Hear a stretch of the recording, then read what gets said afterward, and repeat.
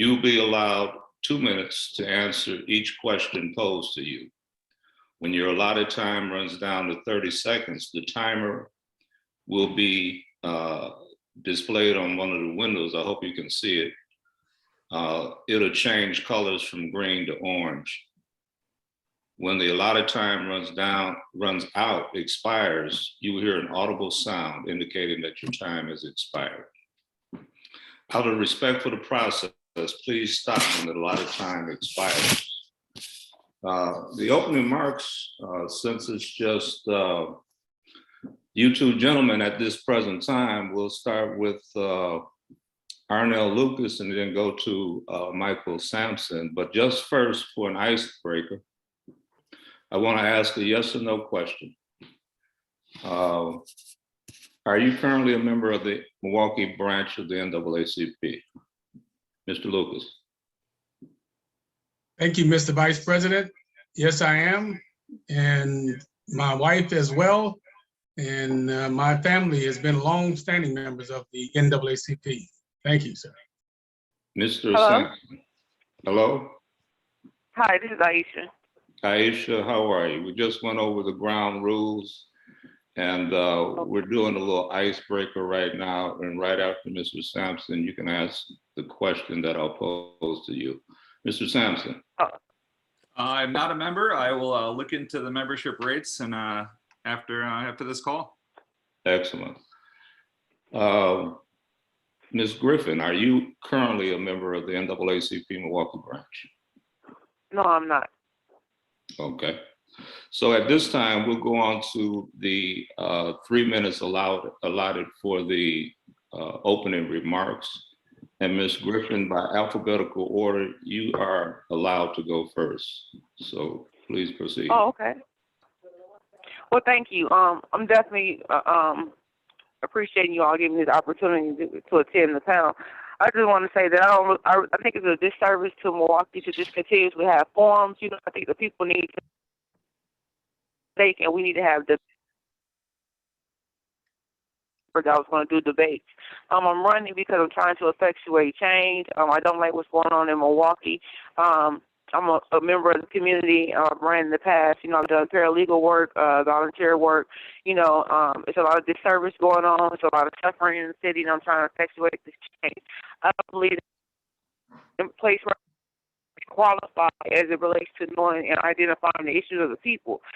He refuses to accept the harsh realities of what's going on, and he's trying to make it look as if, you know, everything is just lovey-dovey, and it's not. You know, the people are suffering. Blatant discrimination is one of the reasons why Milwaukee is not a top-tier city, and I'm really, really trying to be the change that people need and want. Whether they want it or not, I'm definitely what's needed. You know, I have solutions and ideas, and not just blatant statements, just press conferences, just things of that nature. I think that the city would benefit as a whole of me being their next mayor, because I've dealt with this service, and I've dealt with the government, I've dealt with corruption. I'm not afraid to face the situation head on. I'm approachable, and a lot of people would like to see me in office. You know, I have the Aisha for the People plan, different things of that nature. You know, I'm not out here thinking that this title is this position is entitlement. I'm trying to earn it.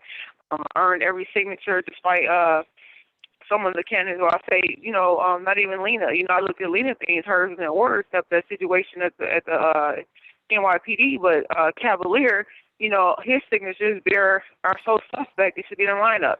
You know, so I don't think that people are playing fair. But if I'm given a fair opportunity, I think I'm definitely what the people need, and I'm definitely ready to serve the people openly, literally. I would like to have a virtual office. I would like to have the office open to the people, my constituent calendar days, and a number of different things of that nature. Thank you. Thank you. Candidate Lucas. Well, thank you again, Mr. First Vice President, and to President Nicholas, to all the members of the NAACP, and to the other candidates here in the forum. Let me say good morning to all the listeners on this forum today. I'm Arnell Lucas. I'm a product of this community, born and raised in the Hillside Housing Project.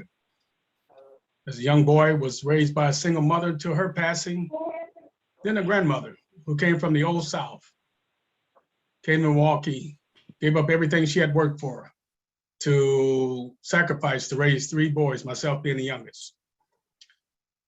Talk about an experience, an encounter with a law enforcement officer to forever changed my life, for fighting for justice and change. Product of the Milwaukee Public School System, graduated from Rufus King High School. And to fight for that justice and change, I joined the police department. Joined the police department and had a wonderful career, 25-year career in the Milwaukee Police Department, working in all neighborhoods and communities in the city of Milwaukee, affecting change in people's lives, providing service and sacrifice, nearly making the ultimate sacrifice almost 40 years ago on New Year's Day. But after months of rehabilitation, got back up and got back out because the service and sacrifice to this community was so important. Finished my career in the police department at the rank of captain, overseeing a district with about 125,000 residents, and certainly working with about 300 members. Then went on to a career in Major League Baseball for 17 years, traveling the country and world over before coming back here to run for sheriff. I'm so humbled by the people of Milwaukee electing me as sheriff. In 3 short years, we've transformed the Milwaukee County Sheriff's Office into a partner agency with all the other entities in Milwaukee County government. I'm running for mayor to bring that experience, that leadership to the city of Milwaukee. We need change on all of the critical issues because we look at the state of the city right now, we find problems with the crime and violence. We certainly see a challenge with the pandemic, and we certainly see challenges with disparities, economic disparities. I'm going to be the candidate who is going to think outside the box, who is going to not be the go along, get along crowd, but someone who is going to bring real, bold, courageous leadership to City Hall. I'm asking for the people on February 15th for the honor and the privilege of their vote to be Milwaukee's next mayor. Thank you. Thank you. Candidate Sampson. There you go. Good morning, everyone. Thank you for attending this call. So I didn't grow up in Milwaukee. I grew up Palmyra Eagle. I also grew up with a single mother. I grew up poor and white. Grew up in a trailer park. So it's a little different upbringing than a lot growing up poor and black in Milwaukee. So I have a lot of things to learn. I'm here to learn. I've been learning a lot of things so far along the campaign trail. So it's been a great experience so far. And I'm looking to continue to lead in Milwaukee. I went to Whitewater for college, moved out to LA after college, was in the production and entertainment industry out there. The recession brought me back to Milwaukee, and I've been here ever since. So since 2009, I've lived downtown, currently live in Halyard Park. Businessman downtown, I'm entrepreneur. I've done a Milwaukee Taco Fest and Oktoberfest. I have a co-working space, Shamrock Shuffle event, some bars and restaurants, Revel Bar, help out with Whitetail, Matador, so some different spots in the city. I'm looking to continue to bring business experience to the city. I think we need a new, fresh, young leader that's going to help us move our city forward and come forward with some different ideas. We have a huge looming budget crisis right now that needs to be tackled, and really needs to start breaking down departments and where we're spending our money, and someone with a vision, and someone that doesn't have friends in City Hall, someone that can come in and stir things up and start cutting some programs because it's needed, or we're never going to survive. I've also said, my focus I want to be focused on the north side of Milwaukee because our city is not going to survive as a city without business development on jobs on the north side. So my focus is going to be there.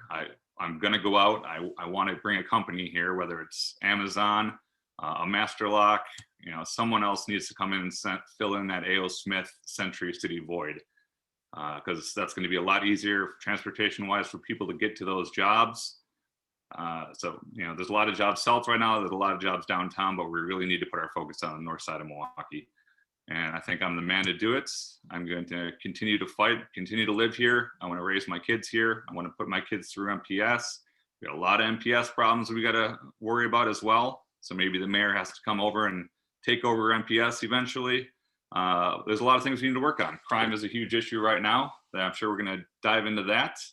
But again, thank you for the invitation today, and look forward to talking with everyone else that made it. Thank you. Candidate Dimitrijevic, thank you for joining us.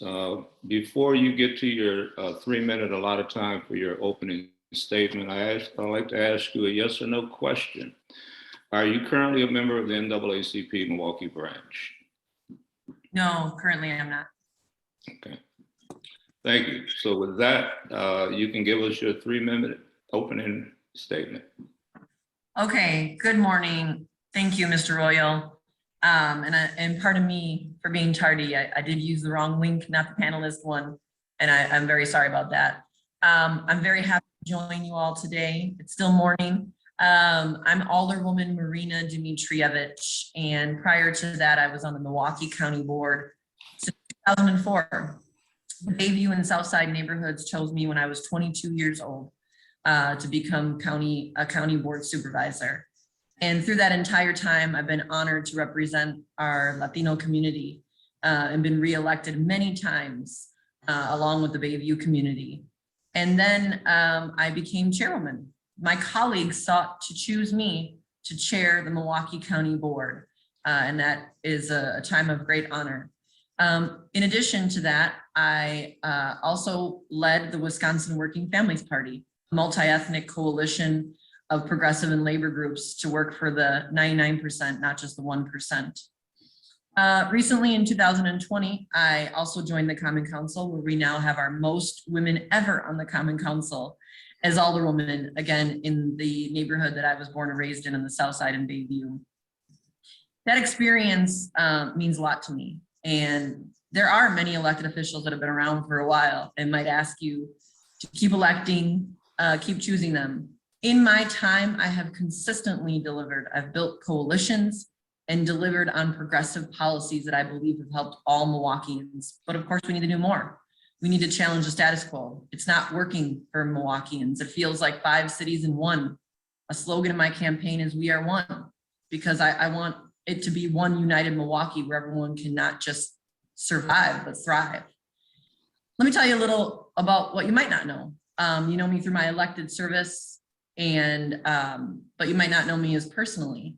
So I'm also a mother to a 3- and 5-year-old and older stepchildren. I'm a proud product. I see a lot of people here as well of Milwaukee Public Schools. I happen to be a graduate of Bayview High School, and I'm proud of that.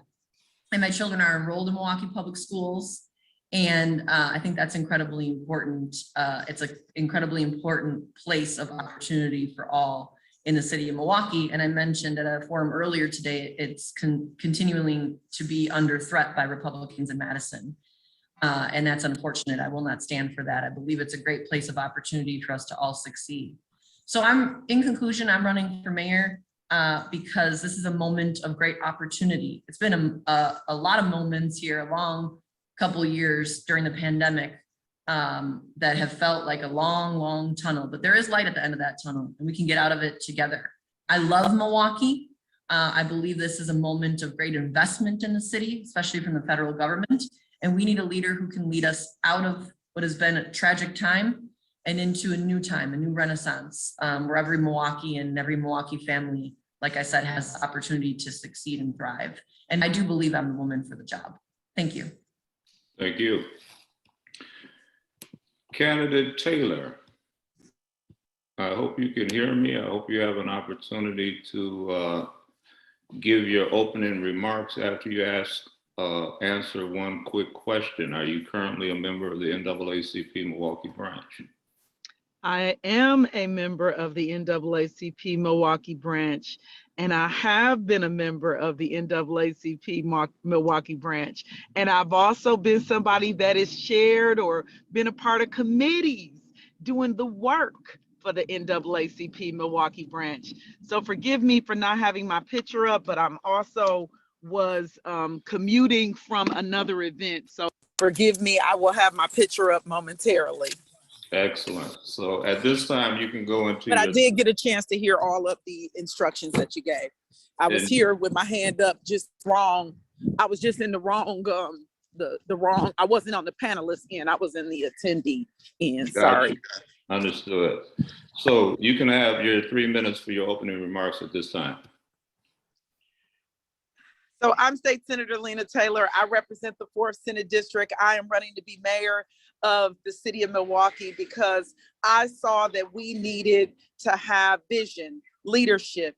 We needed someone that was going to be bold enough to be able to address the issues that exist in our community. And we needed someone who would build new industry, be willing in order to get additional dollars for us. And we needed someone who's able to do what needs to be done to get it done. I've been someone who has worked across the aisle. I've been someone who has stood up with the NAACP, with the people in this community in order to do the work that needs to be done. I have the vision to use a hub model in order to be able to move our city forward and use the urban agriculture industry in order to build jobs and to put people on pathways to pre-apprenticeships, apprenticeships, both in work, in entrepreneurship, and in home ownership. If given the opportunity to be your mayor, you will have someone who will fight for you and who will use the platform of the mayor's office in order to move equity, employment, entrepreneurship, and home ownership forward. Thank you so much. Thank you all. And thank you all for joining us. I just want to reiterate for the order of questions will go alphabetically by last name during the first round, and then inverse alphabetically by last name during the second round, and so forth until we get to the conclusion of the closing remarks. You'll have 2 minutes per question. We are asking that you be able to extend this debate by 30 minutes. We have 7 questions that we'd like to get through. And I hope that you all have enough time in your schedule that we can get through all 7 questions with you all participating. With that being said, the order would be candidate Dimitrijevic, candidate Griffin, candidate Lucas, candidate Sampson, and then candidate Taylor. The first question is, what would your top 3 issues as the next mayor of the city of Milwaukee be? Thank Or you. what do you consider the top 3 issues facing the mayor of the city of Milwaukee? Thank you. Just to be clear, I have this on my schedule till 1:30. I'm not sure I can stay till 2. Is that what you're asking, till 1:30? Yes. Oh, okay. Can you pause my time for 1 second? I don't want to. Restart our time, please. Yeah. I just want you asked to extend it by 30 minutes. I believe we all committed till 1:30, but I just don't want to have a miscommunication. Yeah, I'm asking if you could extend it to 2. If that's not possible, I understand. Oh, okay. Let me check. I may not be able to, but I'm happy to be here till 1:30. Thank you. Okay. I'm ready. Okay. Thank you, Mr. Royal. All right. Good morning again. My top 3 priorities as your mayor are this: public safety, public health, and public education. And in less than 2 minutes here, that's so helpful to have that timer there. Let me talk a little bit about each one.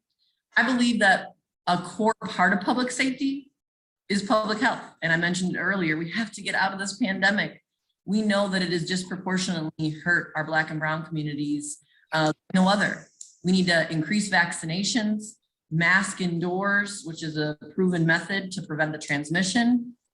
And additionally, continue with the rapid tests that have now been offered to us by the federal government. Every tool possible to help people get back to work and help children be safely in schools. Public safety, every person in every part of the city, no matter if you're in your house, in your car, on the streets, deserves to feel safe. And sometimes that's a personal feeling. It's not someone else telling you a data point. It's how you actually feel. So that's critical. We're at a time in the city that I have never seen before, with the increase in violence and guns on the streets, and it's absolutely unacceptable. Public education is where opportunity lives and thrives. I'm a graduate of Milwaukee Public Schools, and I support, it's not someone else's job. It's my job as mayor to make sure that children have the resources they need to succeed. Housing, good food, good wages, and every tool possible, including an early start with universal pre-kindergarten to make sure that there's opportunity for future generations. And those are my 3 issues. Thank you. Thank you. Candidate Griffin.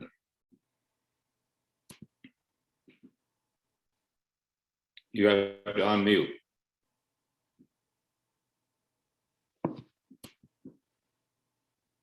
Are you still there, Candidate Griffin?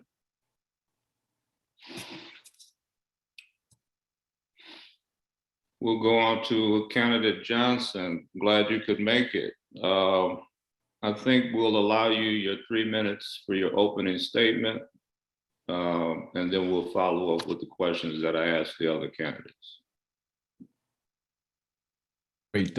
Thank you very much. And I apologize about my tardiness. I was attending a groundbreaking for Evolve Church on the northwest side of the city, which is going to be providing a lot of opportunities for folks to not just worship, but also work in family supporting jobs as well. So thank you for allowing me to still be here to join you today. Thank you to the NAACP, to the folks that are watching this, and to other candidates who are joining us here today. I'm Cavalier Johnson, and I currently have the distinct honor and pleasure to serve as mayor of our city. You don't just start off as mayor, though. You start off with service before then, and that's exactly what I did. I followed the advice that this community tells young Black boys and young Black girls, and that's to mind your education, focus on your schooling. You go to Milwaukee Public Schools, graduate from there. I did that. To go off to college, and I did that at UW-Madison, studying political Excuse me, I just want to interject that my phone was put on. Go right ahead. And so I came back after college, as the community tells you to, and it tells you to get involved in serving your community. I did that. And so I worked starting off as a kid, doing community service here in the city of Milwaukee, helping seniors to rake leaves and to shovel snow. The service continued to snowball, where I went to Chile in South America to refurbish a school for poor kids, went to London to help at-risk young people, went to New Orleans after Hurricane Katrina to help the folks rebuild on the Gulf Coast, and then came back here to Milwaukee, where I worked in workforce development. And so my goals as mayor is to work to make sure that the city is safe, healthy, and prosperous for all, to build back that Black middle class, that Latino middle class that was decimated with manufacturing jobs, heavy manufacturing jobs that left our city to right to work states in the South and then to overseas as well. So those are things I'll be focused on as mayor. On the big issues that I want to work on, certainly public safety is paramount. It's a #1 concern that folks have in our city, whether it's the access to guns that result in death and destruction on our city streets every single day. And just think about the fact that this young year that we've already had children shot and killed, 3 law enforcement officers who've been shot as well, a young lady who was at work and who was also shot and killed. We can't have that. That's not sustainable. And we need not just the police to do it. They can't do it alone. They'll be the first ones to tell you. We need everybody else in the community to be a part of that solution as well. And one of the things that a mayor can do to affect public safety is to make sure that people have access to family supporting jobs that'll create stability in the lives of the citizens of our city. And so the next thing is jobs. As I said, we got to rebuild the Black middle class and a Latino middle class, but it can't be the same. It won't be the same. It won't be a silver bullet approach like it was in the past. Thank you for including or embedding the first question in your opening remarks. One other brief question. Are you currently a member of the NAACP Milwaukee Branch? I believe that I have to renew my membership on the NAACP, but I have been a member certainly in the past. I think I would have to renew, though. All right, thank you. Ms. Griffin. Excuse me, this is... Yes. Come back in, please. Unmute. Yes, you are muting me. That's why I can't be. Yes, because you have some background noise, ma'am. So let me go to the first question. Let me go to the first question. And you have 2 minutes to answer this. What would your top 3 issues as the next mayor of the city of Milwaukee be? Yes, I'll answer those, but I would like to point out that we do not have the acting mayor here, Cavalier Johnson. That says a lot, because it's very pivotal that every forum, every debate, that every candidate should be there, because this is a serious, serious matter, and it's a lot at stake. And so that says a lot. It's a weekend. He's not in the office. He chose not to be here. As far as myself, the top 3 issues, the top 3 issues would be discrimination, the lack of service, and the continuous failures of those who are in office. Basically everyone on the panel has had an opportunity in the position that they are in to effectuate change in their own dynamic, whether they're aldermen, state representative, what have you. And that has not happened. Myself, being a paralegal, being a community activist, I've done extensive work that's changed lives, changed individuals, changed the way the government operates. And I think that the issues that I bring forth are not something that's in a bubble, not something that's a safe issue, things that are really prevalent and pressing in the community as a whole, and so I think that if the people look at the actuality and judge people according to what they've already done, what they're saying they're going to do, no one has solutions except me. No one has innovative ideas except me. No one can relate to the struggles of the citizens except me, and as it relates to African.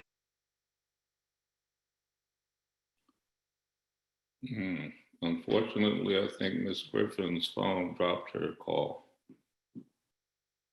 Candidate Lucas, what would your top 3 issues be? Thank you, Mr. Royal. Certainly, the city of Milwaukee faces some critical challenges, many, many challenges, unlike at any time in our city's history. Most pressing challenge for a new mayor will be the crime and violence problem we have in our city. As someone who has been a servant and has sacrificed for this community for a number of years now in the profession, I bring the experience to address those pressing challenges of crime and violence and reckless driving in our community, problems that we have to end, or they will certainly continue to be a problem for the city to grow and develop. I think the public health challenge that we face here right now, getting through the pandemic, addressing the lead problem in both the water as well as in our lead paint, has got to be the most pressing challenge, one of the more pressing challenges for us. We've got to move beyond this current pandemic and move forward with the total health of people, young people, as well as our seniors in this community. And then the third challenge our city faces is the outcomes for our children's education. We need a mayor who is going to be focused on working with the systems of education here at the local level, as well as with the legislature, to hold people accountable for the outcomes of our children's education. I'm going to be that mayor. I'm going to be focused on educating our children and ensuring that our children have that bright path to a bright future. I've stated time and time again, a city that doesn't educate its children will continue to incarcerate its children. And as the next mayor, I'm going to be focused on building brighter future for tomorrow for our young people in this city. Thank you very much. Thank you. Candidate Sampson? The 3 main issues, I'm calling them the 3 C's, COVID, crime, and common sense. I've been very vocal that I think our city did a terrible job preparing for the Omicron virus and how we responded to it. We just don't seem like we were ready. We have to start thinking of what the next wave of that virus is going to be, because there will be another wave, there will be another variant. So having the masks available, having a quick pop-up test site available, more test education. Does everyone know right now that we can actually get free tests from the federal government mailed directly to you? Probably not. I was on a call and there's aldermen that did not know of our health department website and the education materials that were on that site. So if they're not aware of it, their constituents aren't aware of it. And that's a big problem for our city. Next, crime. Red light cameras need to go up right now, like yesterday. We got to get those up to stop driving and reckless driving on Silver Spring and Hampton and Capitol Drive and North Avenue. We know where it's happening in the city. To save lives, we need cameras now. Gun locks. I was unaware that the fire department had gun locks available. Is everyone aware of that? That could have saved a life a couple of weeks ago as well. Last one, common sense. Sidewalks, potholes. We need DPW just to get to work on the north side of Milwaukee. I ran a marathon last year. I ran all over the north side. There's kids playing on sidewalks that have holes. I'm jumping over holes. I'm ducking under trees. Like, we have to do better in all parts of the city, not just downtown.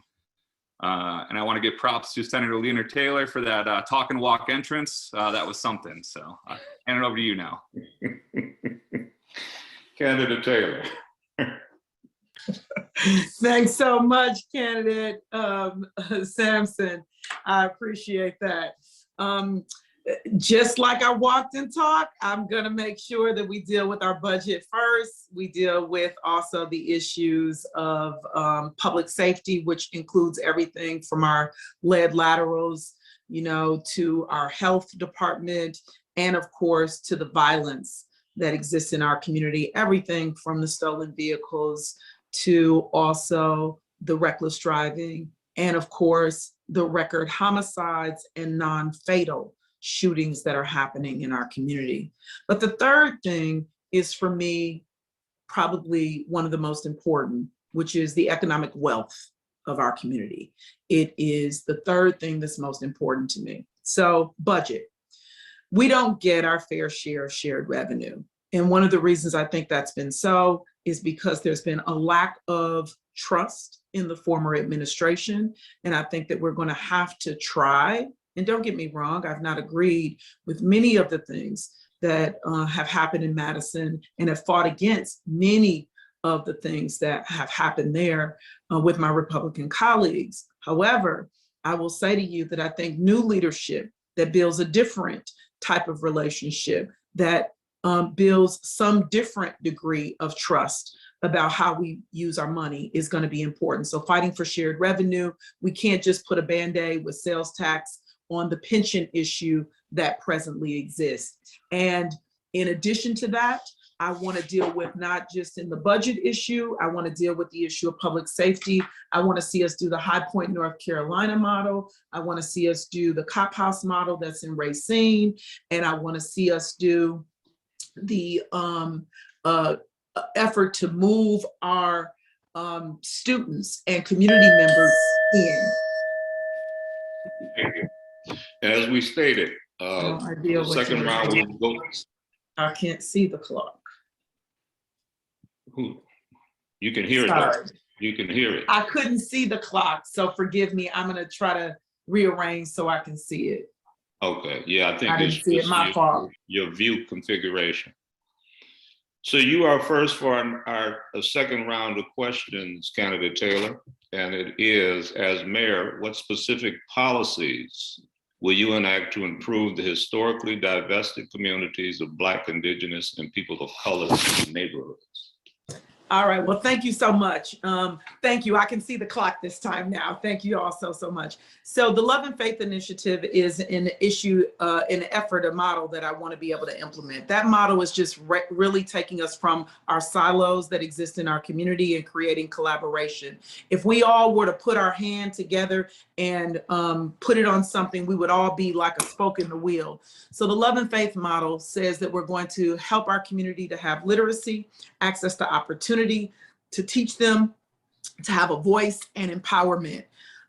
What I need to stress is that we're going to have to use connectors in that. And the Obama administration came in and told us we should use community health workers. I want to implement community health workers in the way that he told the previous administration, in particular Black men. I love to see Black men step up and use them in this capacity to be the credible messengers that go in our community to share messages around COVID-19, around violence, around opportunities that exist in the community, and using them to help individuals get trained in pathways that will be new industries that can bring in dollars, because all of the old stuff is not coming back. We have to create new pathways to dollars. So I will use the Love and Faith model and concentrate on forestry, agriculture, innovation, the trades and health, the industries of the future, in order to be able to build a way for us to go forward as a city.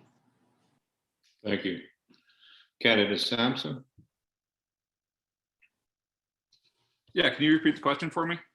Certainly. As mayor, what specific policies will you enact to improve the historically divested communities of Black, Indigenous, and people of color neighborhoods? Yeah, I think, so this past week, I think we did a great job with, I'm forgetting the name of that exact neighborhood, but bringing that $30,000 model available to help build houses. I think that was a great piece that came forward from a grant standpoint. From a legislation standpoint, I think we have to put stuff in place to protect some of the areas like my Halyard Park neighborhood over here. Property taxes going up. I think we need to put something into to cap. That's a historic area in Milwaukee. The first Black-owned bank and only left standing Black-owned bank was started, from folks Culver and Halyard in that area. So we need to protect the area that's currently over here, make sure that their property taxes are staying low, and we're keeping Black, homes. And I don't know much about the history of Milwaukee, I'll be to admit from the preservation standpoint, but knowing that I live in this neighborhood and seeing property taxes going up and forcing people out of their homes, I think we have to cap those taxes and do what we can to help those people. Thank you. Candidate Lucas. Thank you, Mr. First Vice President. As mayor, it'll be incumbent of me to bring new development to the communities of color you mentioned, who have been challenged, economically challenged here in the past few decades. We've got to be very strategic and very intentional in bringing development, getting developers coming to this city to understand the vision for our city of it being inclusive of everyone, no matter what neighborhood you live in, on the north or on the south side, from Bayview over to Harambe. We want development in all neighborhoods to be very strategic, very inclusive. And I think that will be important. Next, we've got to leverage our partnerships with the private sector, with the philanthropic community, to bring dollars into the community and help homeowners or help occupants in those neighborhoods become homeowners. We've got to have a plan and a strategy in place for that. I think as the next mayor, I can leverage those relationships and those partnerships that I've built over time. And then we've got to also have a strategy of investing in people of color, Indigenous people and others, to give them a hand up and help them live the American dream by starting programs to help them with startup, with business development. We can be more inclusive, bring everyone together. And then finally, a number of CDCs here in Milwaukee are not representative of the people of color in this community. We've got to do more to ensure that those CDCs are representing the people in this community. We have a number of developers. They're doing wonderful work. We've got to have the infusion of capital. And then we certainly have got to have programs designed by CDCs that represent and look like us. Thank you. Candidate Johnson. Well, great. Thank you very much for that question. I grew up in 53206, and when I went to Milwaukee Public Schools from kindergarten to 12th grade, because we didn't have a lot growing up, it precipitated me to move around from place to place and go from school to school all across the city, from the far northwest side of the city all the way to the south side of the city. So I've seen the challenges firsthand, and I know that when neighborhoods like the ones that I grew up in, and currently the ones that I still live in, when those folks who live there don't have access to family supporting work, that creates a situation where we get mired in poverty, which then creates situations of violence. And so the thing that I think is critically important for the next mayor to do is to focus on creating more family supporting jobs. Because when you look back at the clock, several decades, we used to be the #1 place in the country for African Americans, the highest quality of life for African Americans in the United States. Now, it's not going to be a silver bullet approach like it was in the past with heavy manufacturing, but we need to find a new way forward. It's not saying that manufacturing can't be a part of a renaissance in Milwaukee. Certainly it can be, and it should be, but we also need to diversify. So we have a burgeoning tech scene here in Milwaukee. We need to amplify that. We need to work to make sure that when the president of the United States talks about building back better, that those jobs happen here in Milwaukee. We need to work to make sure that we're lifting wages for individuals who are working in the service industry here in the city of Milwaukee. And I'm going to be a mayor who's focused on urban-centered policy, because when you do that, and when you look at other cities that do that, folks tend to spend their dollars in their neighborhoods, closer to home. And that's exactly what I think we should be getting to. I want to make Milwaukee the most livable big city in America. And in order to do that, we need to focus on investing in our neighborhoods and in the people who live in them. Thank you. Candidate Griffin. Yes. Can you hear me? Yes. Hello? Yes.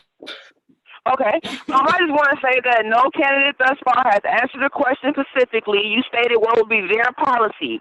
Our specific policy will be a zero tolerance for discrimination, first and foremost, for everyone.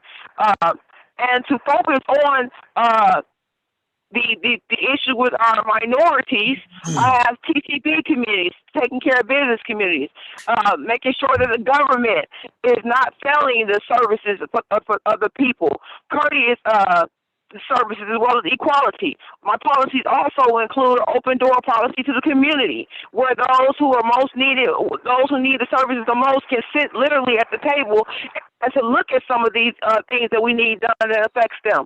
I also will implement a solution policy. No policy is going to be done without a solution. We're not just going to study things and different things of that nature. We'll use the resources, what have you. My policies are incorporated through my Aisha for the People plan. My Aisha for the People plan will always include the people, the needs of the people, to address the things of the people. My policies will include collaboration. You know, I'm looking at resources that are readily available, whether it be state, local, or federal. So my policies will be definitely in line with the people, definitely for the people, and also inclusive of the people. Thank you. Thank you. Candidate Dimitrijevic. Thank you. When I look at the state of specifically our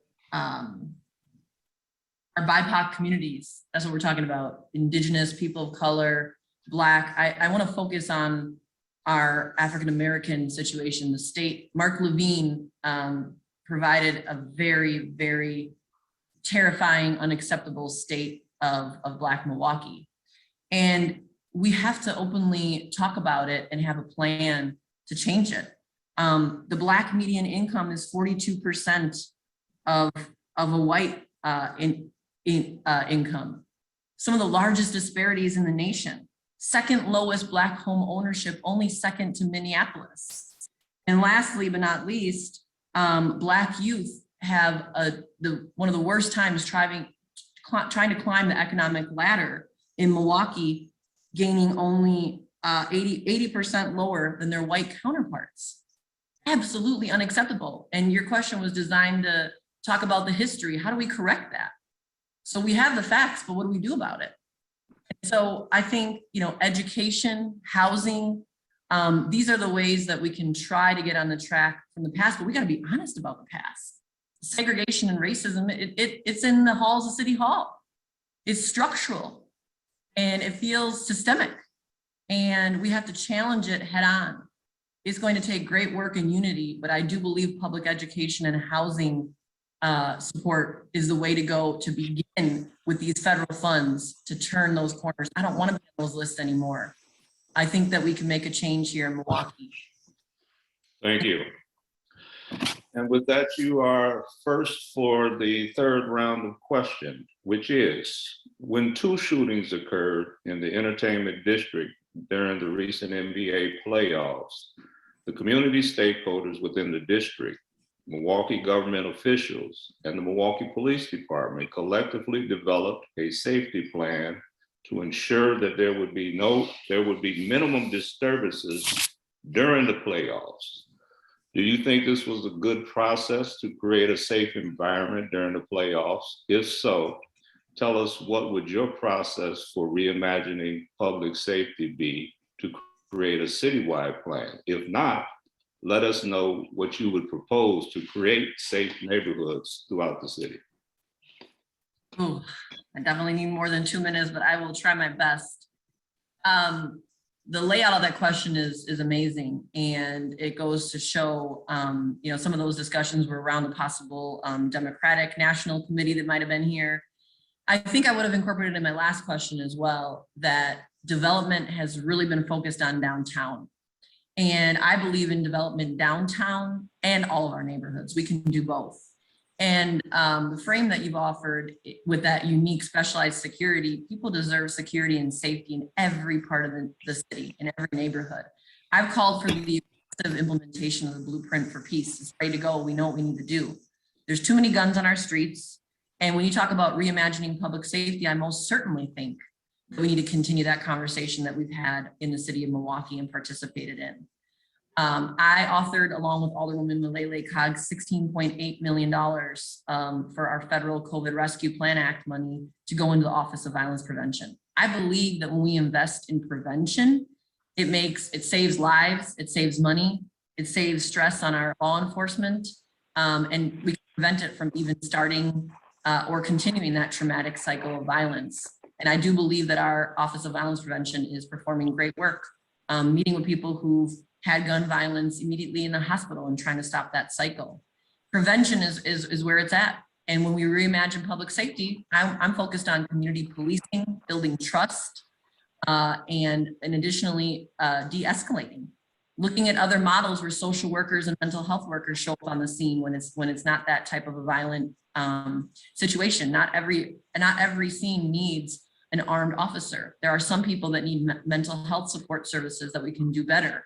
And I think we do need to reimagine the public safety model as we go forward, because lastly, working, we feel safe. Where's violence right now? We have to challenge that status quo. Thank you very much.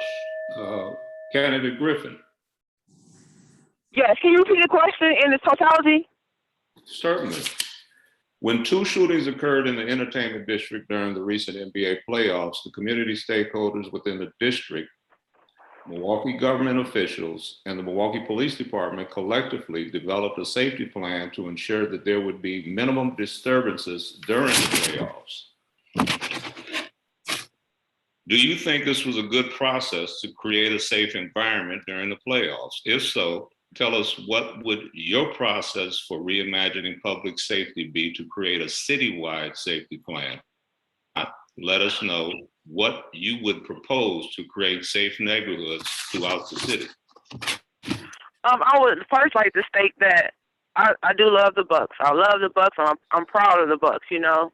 But it's a shame that we have to wait for a playoff for the city to come up with something. That shows in itself that when the city's ready to combat crime, it'll do it.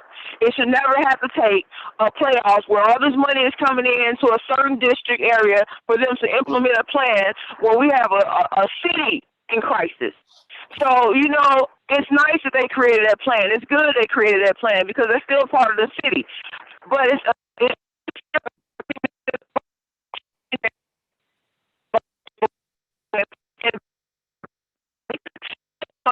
for the record, that homicide is the lowest form of violence in the city, despite this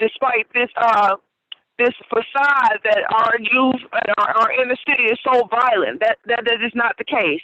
But as it relates to a model to prevent crime, that's again my Aisha for the People plan.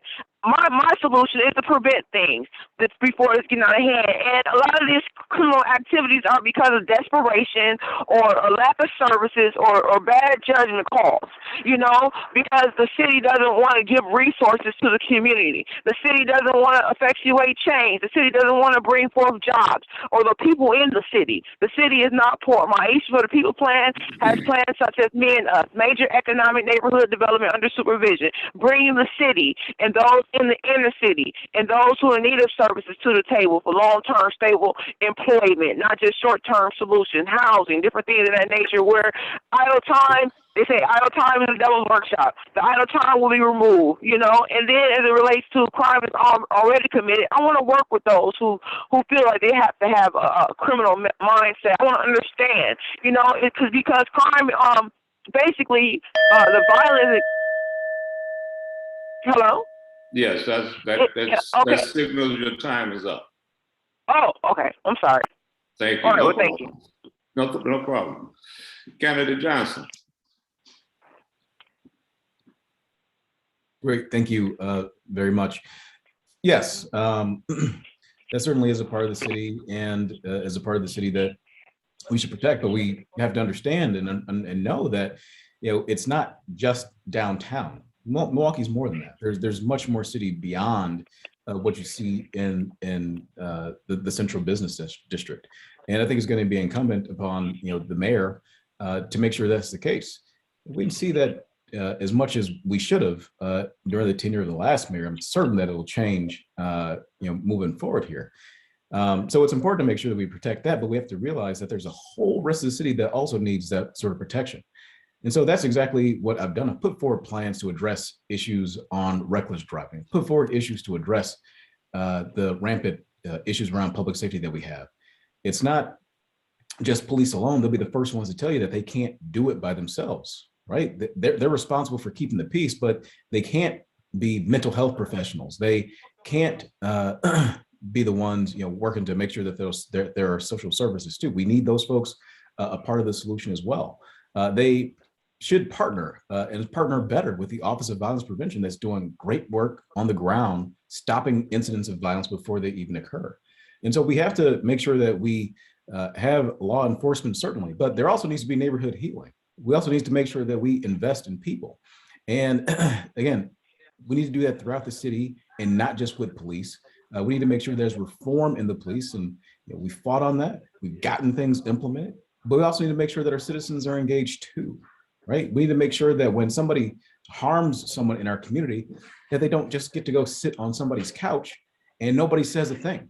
We can't have true and holistic public safety unless everybody's in the game. I've constantly called for that. I'll continue to call for that as long as I have the opportunity to serve as our city's mayor.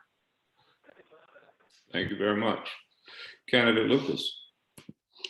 Thank you, Mr. First Vice President. I do think it was appropriate that the community stakeholders came together during the Bucks playoff run, worked with the city, worked with law enforcement, and worked with all of the business partners to put on a major event. We're going to be a world-class city and draw major conventions, cultural attractions, entertainment, and other things to our city.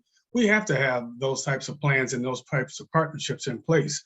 I was one who offered up a plan to the Water Street businesses after a few incidents occurred prior to the Bucks run to the playoffs as a remedy and solution to keep that neighborhood safe. It should be a vision for the entire city to keep our entertainment districts and our nightclub districts safe, whether it be in Bronzeville and other parts of the city along King Drive, in the 3rd Ward, and even in the near South Side. We must have plans in place to address safety in those neighborhoods. So I think we saw the partnerships come together, and not only during the DNC, but also other opportunities here in Milwaukee. And I think moving forward, the next mayor must be able to do what happened there, was bring all of the stakeholders together, Office of Violence Prevention, the stakeholders, the business leaders, law enforcement, and the community to protect our entities, to make Milwaukee a destination, to make Milwaukee an attraction for businesses and entertainment to come here, and to give us that reputation across the country that we're a first-class and world-class city. Thank you. Thank you. Candidate Sampson. Yeah, so Josie Heights was a neighborhood that I was trying to think of last time. So if you were looking for a house, the city is giving away properties for $1 for the free land. But as Aisha said, it's kind of sad that, you know, some shootings had to come into effect for us to put that public safety plan for the Milwaukee Bucks in place, and we didn't have that, you know, more of a presence and plan before that. We have to step forward and start planning for the future of Milwaukee right now, or we're not going to be able to get events like the DNC and the RNC here. I don't think we would have been ready for the DNC, honestly, from what I saw from the Bucks standpoint and what I see around the city and the roads, and I think we would have looked bad. So I think we need to start prepping now for the future and fixing our roads, making sure that the police presence downtown, you know, is good for the Bucks games, because it's a big economic driver for the businesses and the economy of Milwaukee. but that also needs to carry to the north side. The Office of Violence Prevention has been doing a great job. I would love to see their office moved up to the north side so they can respond to stuff faster. I think faster response times for police, fire, and the Office of Violence Prevention is going to help save lives. So I think that would be important. You know, as Alderman Dimitrijevic said, you know, we've had the blueprint for peace. We don't need new plans. There's so much money that's been spent in City Hall over the last 20, 30 years on plans and things. I could probably go into City Hall right now and dust off a bunch of plans and put them in use. So we got to stop spending money on these new plans. We've spent hundreds of thousands of dollars already. And we got to start trusting people to do their jobs. We have a great police chief right now. He's only 2 months in. He'll get his feet wet and he'll turn this stuff around, but he needs time. We hired him to do a job. We got to trust he can do the job. You know, same thing with the health department and everyone else in the city. We got to stop micromanaging and just do our jobs so we can all move this city forward. Thank you. Candidate Taylor. Thank you so much. I agree with the last speaker in the talk of saying that I don't know that we were fully prepared for a DNC when you look at the conditions of the city. When you ask whether or not I think that the way that they proceeded was correct, I think there's some pros and cons to that. There's no question that bringing people together and collectively thinking about a situation for an area that is affected, that's important. Not including necessarily the residents and only doing it with the electeds and with the business owners, not so much. Doing that, as several of the other candidates have stated, for the time of a Bucks championship, but not every day in our community, not so good. So what I would take from that is that we should collectively bring people together. And that's why I continue to speak about, in 2005, the High Point, North Carolina model that was brought to the city, that the city did, but did not include the community and did not provide resources to wrap around. I believe that OVP could be the mechanism to create alignment across the city to be able to serve various neighborhoods so that we can address the issue. The High Point, North Carolina model says we have the intelligence to send you to prison, or we can put you on a pathway so that you can choose another way. Which do you want? And wrapping around them using churches and nonprofits and organizations. That's the job that OVP can potentially be able to help with. And then lastly, I'll say what they missed is the mental health component. What they missed is also the component of advocating for the court system to work more effectively during this pandemic. So I would, use some similar pieces, but it is not everything that we need. Thank you. And we'll stay right with you to answer first answer this fourth round of question. As we have witnessed the gentrification of certain neighborhoods over the past several years, which the NAACP is not opposed to, what policy would you create to ensure that legacy homeowners and legacy businesses are not displaced due to gentrification? I'm sorry, you said the NAACP is not against gentrification? Well, we like investment in our communities, but we want to ensure that legacy businesses and legacy homeowners aren't displaced. Right. I believe that the policy that Alderwoman Coggs did, where they did the fund to be able to help homeowners, was great. I don't know that that policy is able to be maintained by individuals. We've had a city that has basically given us development, but not given us development across the entire city. So one of the things that we have to do is raise incomes, right? People need to be able to have incomes. I'd love to be able to see if there's something that we can do because of the Uniform Act. We aren't able to do something specifically for seniors, but I think we can do some other creative things, and we can advocate in Madison to be able to allow seniors, because those are those legacy homeowners that you speak of, President, that we should be able to do something for them. They've kind of paid their dues over the course of time, but we also can do things so that we can address really the taxes that individuals have in our community. The budget I started with is challenging because we have not gotten our fair share of shared revenue for some time. It has created funding mechanisms for our schools and things along those lines that are on the backs of our homeowners, our taxpayers. So what I hope to do is create new revenue by creating new industry, trying to create opportunities for those legacy homeowners to be able to have relief, not only in Madison, but what we can do locally. What I hope also to do is to create more development, not just downtown, but in our neighborhoods. And what I hope to do is to use the home ownership program that I spoke about that is similar to Habitat for Humanity so that we can create more people who are homeowners so that we can expand our tax base. Thank you very much. Candidate Sampson. Yeah, I mean, I'm a product in where I live right now, and you see the gentrification, happening. Brewers Hill, right across the street from me, is, houses have been bought and developed over the years over there. I don't know what it used to look like, 20, 30 years ago, but I'd imagine it was more Black than it is today. The article about Halyard Park and the owners over there. My buddy's aunt lives over there, Lenny Mosley. She was one of the ones that came forward in the Journal Sentinel article saying, hey, I'm getting out-taxed of my house here. We got to make sure that that neighborhood survives. So that's an important Black historic neighborhood in our city. And we got to make sure that we're kicking back some tax money as their property taxes are going up because of Fiserv Forum and some of the development around here. But I think in that article, it even said, like, there's a comment about, so a white guy running around the neighborhood. That was probably me. I was out marathon training, I ran all over Milwaukee. So you see different parts of the city and how it's developing. And, I want to see it develop more. I have no issue. I'll move into the Sherman Park neighborhood. I have some friends that live over there. I think as we develop the north side and make the north side nicer through development, I think you're going to see a lot more white people going into Black areas and living. And I think that's important for our city. I think that should happen everywhere in the city. Marina lives in Bayview. I don't see a lot of Black folks down there. I would love to see a lot more Black people in Bayview.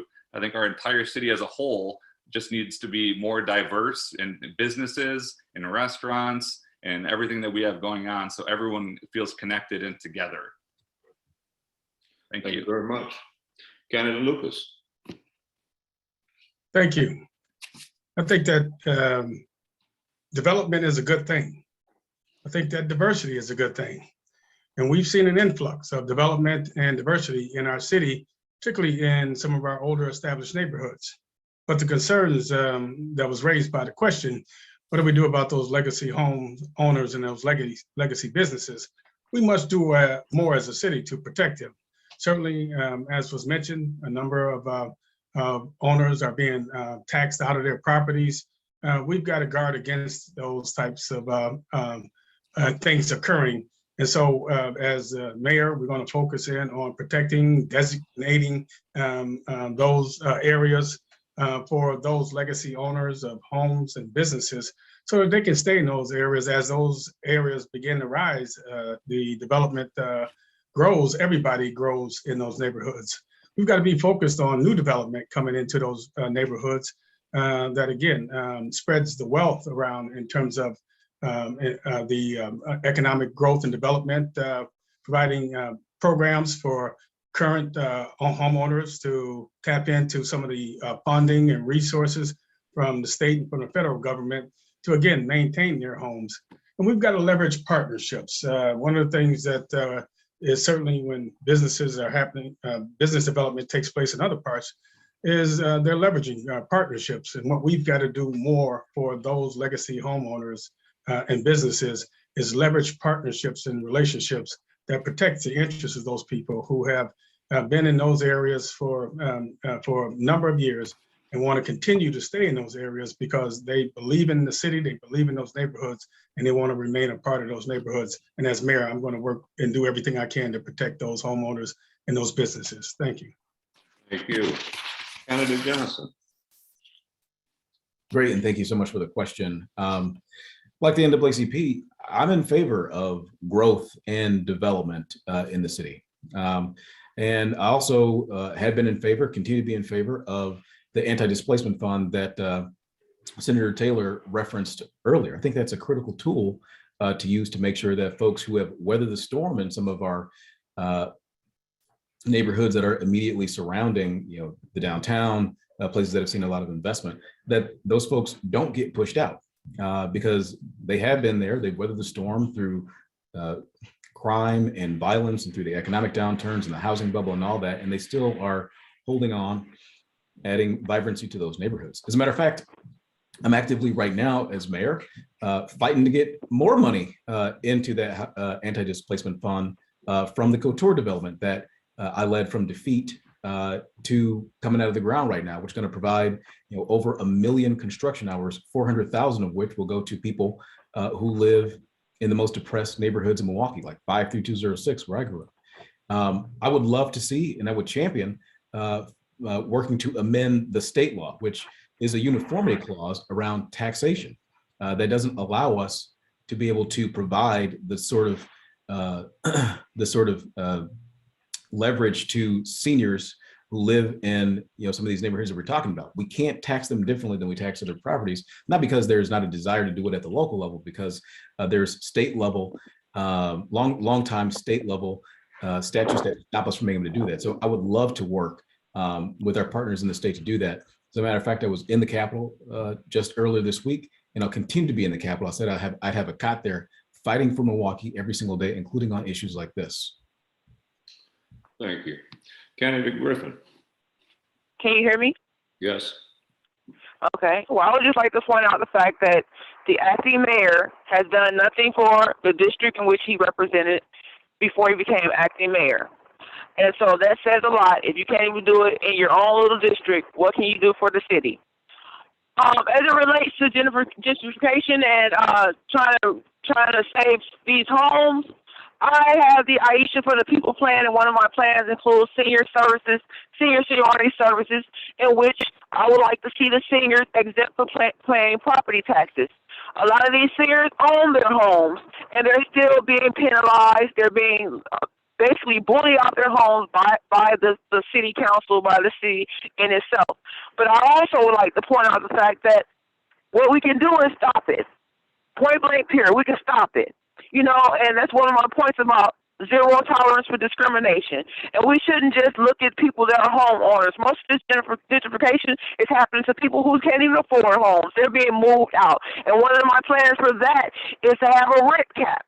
The rent is sky high. A lot of these homes are being built, a lot of these apartments are being built, and there's only 25% occupancy. I'm not just going to look at homeowners because in a lot of these areas where the gentrification is happening, they're not homeowners. I will help everyone in a totality, with the zero tolerance of discrimination. I wouldn't let businesses come in and throw their dollars in and take their pick or what have you. I will put the people at the table and let the people also decide what happens. I also have my men us where we get these dollar houses back to the community.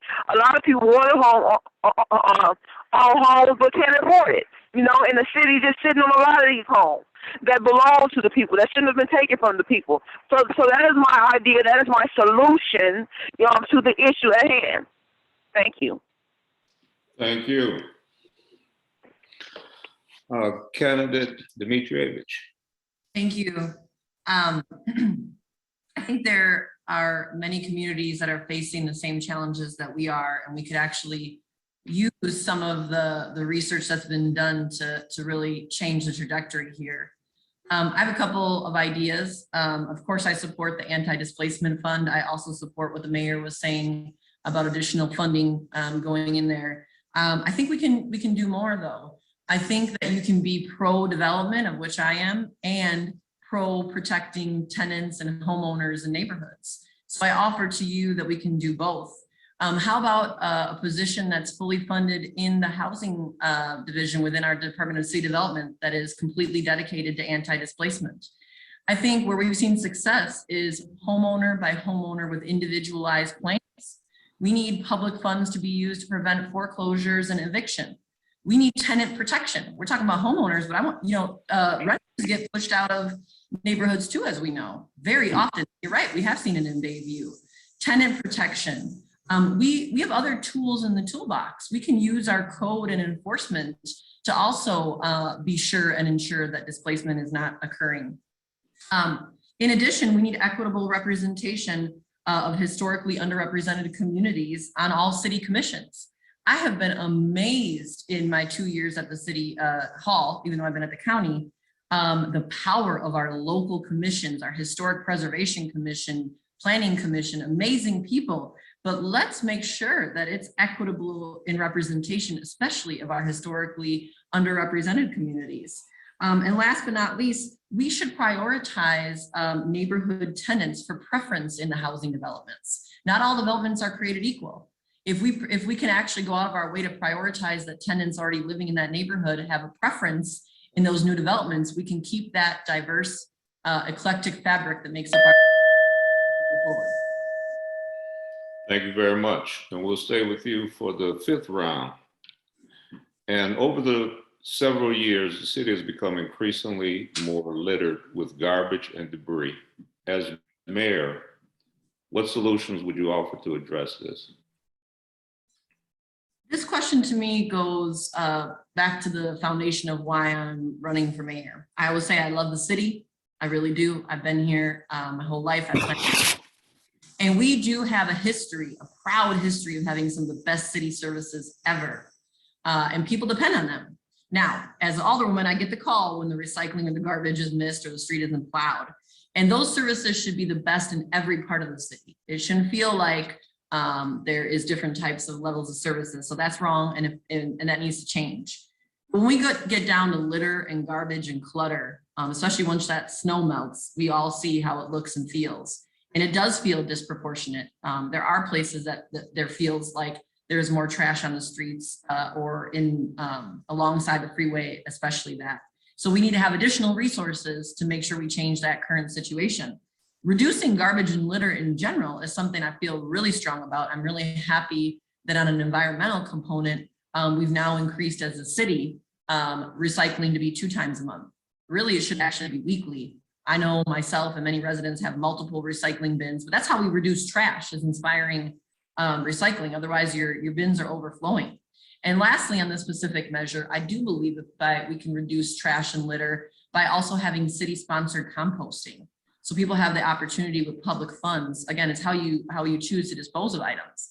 Let's release the burden and ease the burden on such high amounts of use and traffic and litter. So again, we got to be proactive in our city services, how we clean, but let's prevent it as well by offering, I think, progressive solutions to reducing trash and litter overall using city funds. Of course, composting is available, but if you don't make it easy and affordable and universal to everyone, it's hard to use.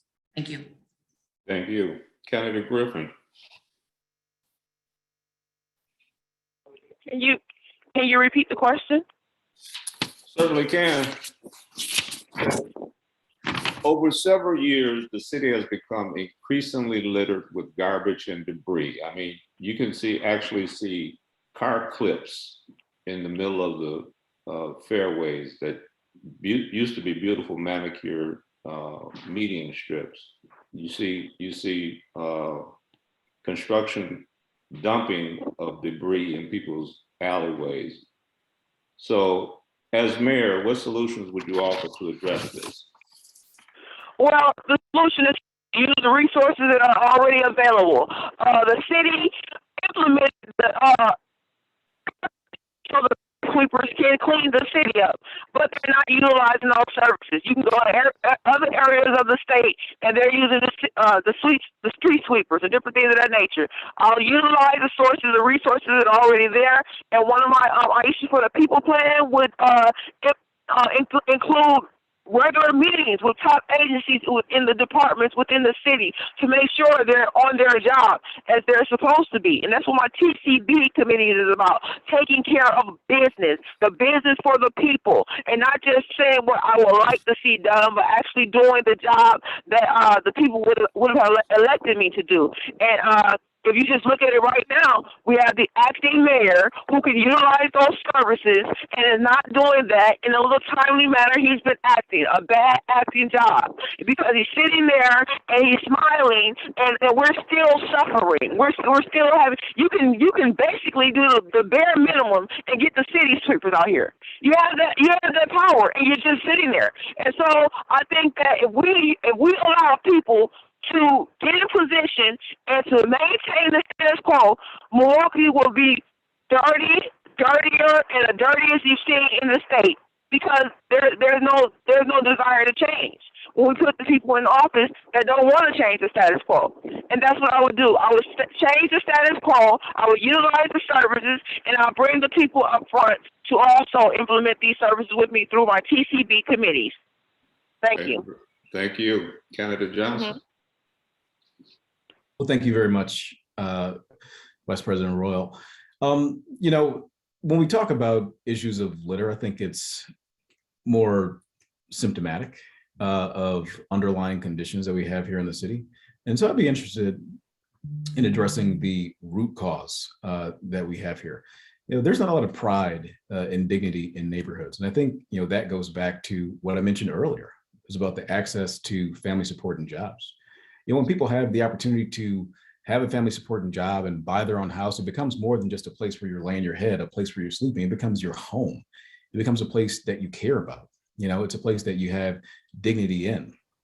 And so if we can work to make sure that individuals in our community have that sort of access to family support and job opportunities, I think you'll see a change. Just think about the people that go out and pick up trash in the neighborhoods right now. You know, many of those are the long-term homeowners who have been in the neighborhoods for years. But the difference is that they own their home and they have that same sort of pride and dignity that we're talking about. So it's important to do that. I remember hearing stories, you know, growing up about Milwaukee being, you know, one of the cleanest cities in America, one of the cleanest cities that folks had ever gone to. We need to get back there, but you can't get back there, I don't think, not on a long-term way, unless we address, again, the root cause. And so that's part of the reason why I was happy to lead on the first allocation of the initial tranche of American Rescue Plan Act dollars to invest money, additional dollars into the big clean so we get more folks out there. I'd like to work on a program where we utilize business improvement districts in the neighborhoods, just like you see downtown where you have the ambassadors that are going to keep Wisconsin Avenue clean.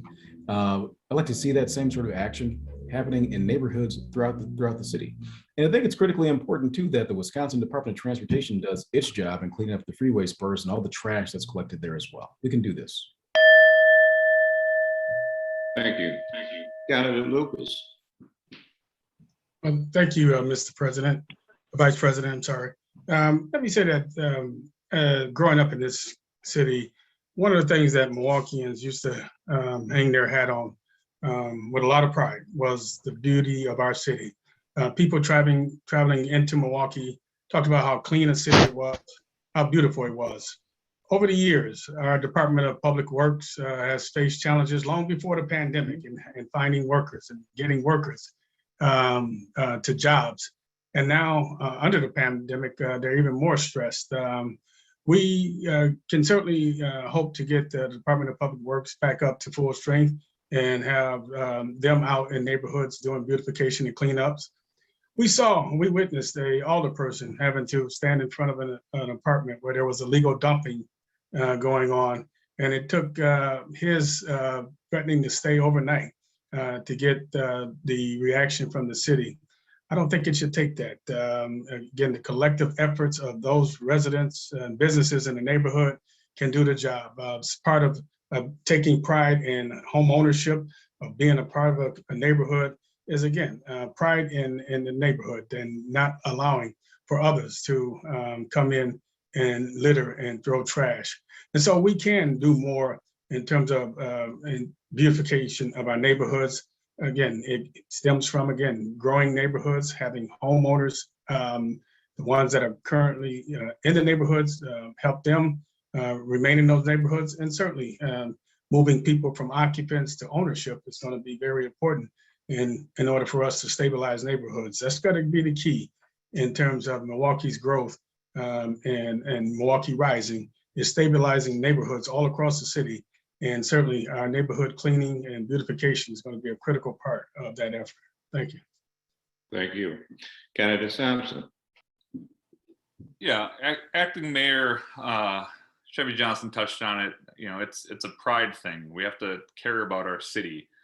You know, when you get off the freeway, so say you've never been to Milwaukee and you're coming to a Bucks game for the first time, you're excited to come down here from Green Bay. You get off on North Avenue, and the first thing you see is garbage. I mean, it's bad.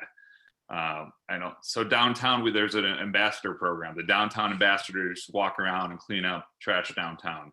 maybe let's send them off to some of the freeway spots for a couple days a week.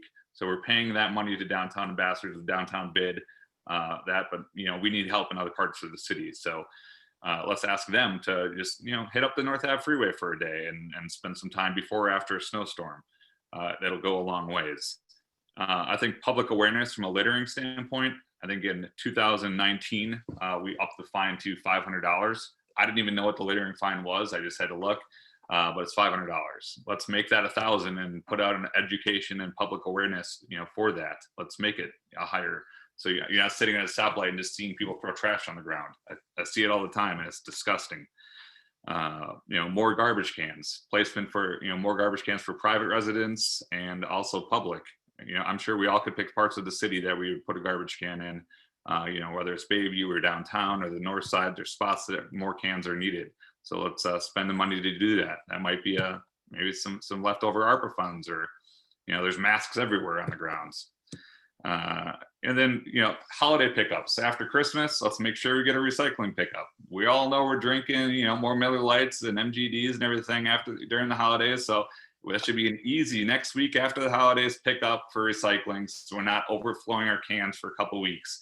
And that's going to at least lessen alleyways and recycling for weeks after the holidays. Seems easy to me, but it's never done. Thank you. Candidate Taylor. Thank you so much. So first of all, I think that many of the candidates have brought up some very important points, but policy without enforcement is going to be an issue. So I think we have to get to educating our people, and to go to the My Brother's Keepers idea that we should have community health workers and that we should employ more Black men in that role in order to be able to change the plight of this city. I think President Obama had it right. I think the city got it wrong when they did not use that idea. I would use those workers not just to help with vaccines, not just to help with health, but also a campaign like the concept of how we deal with littering, how we deal with recycling. In the same way that I encourage the city to recycle waste wood, and we've saved thousands of dollars that have not been used in the new industry of urban forestry that we could create living wage jobs, that's the same way that I want us to think about staffing, think about the strategic way that we address garbage pickup, the policy that was put in place to start charging more for dumping and changing the hours and the location. It is also at the root of the problem. So we have to rethink policies that are in place. And we also need equity in the distribution of services that are provided. And when you get done, we've got to use the neighborhood associations to be a part of this. We've got to use the RON group, rebuilding our neighborhoods, and allow those associations and bids to be a part of a beautification project. I like what Chief Art Jones said before, which is the broken windows theory. I believe if we do those kind of beautification projects, think strategically and do staffing, we're going to change the way our city looks. Candidate Donovan, good to see you. Can you hear me? You need to unmute.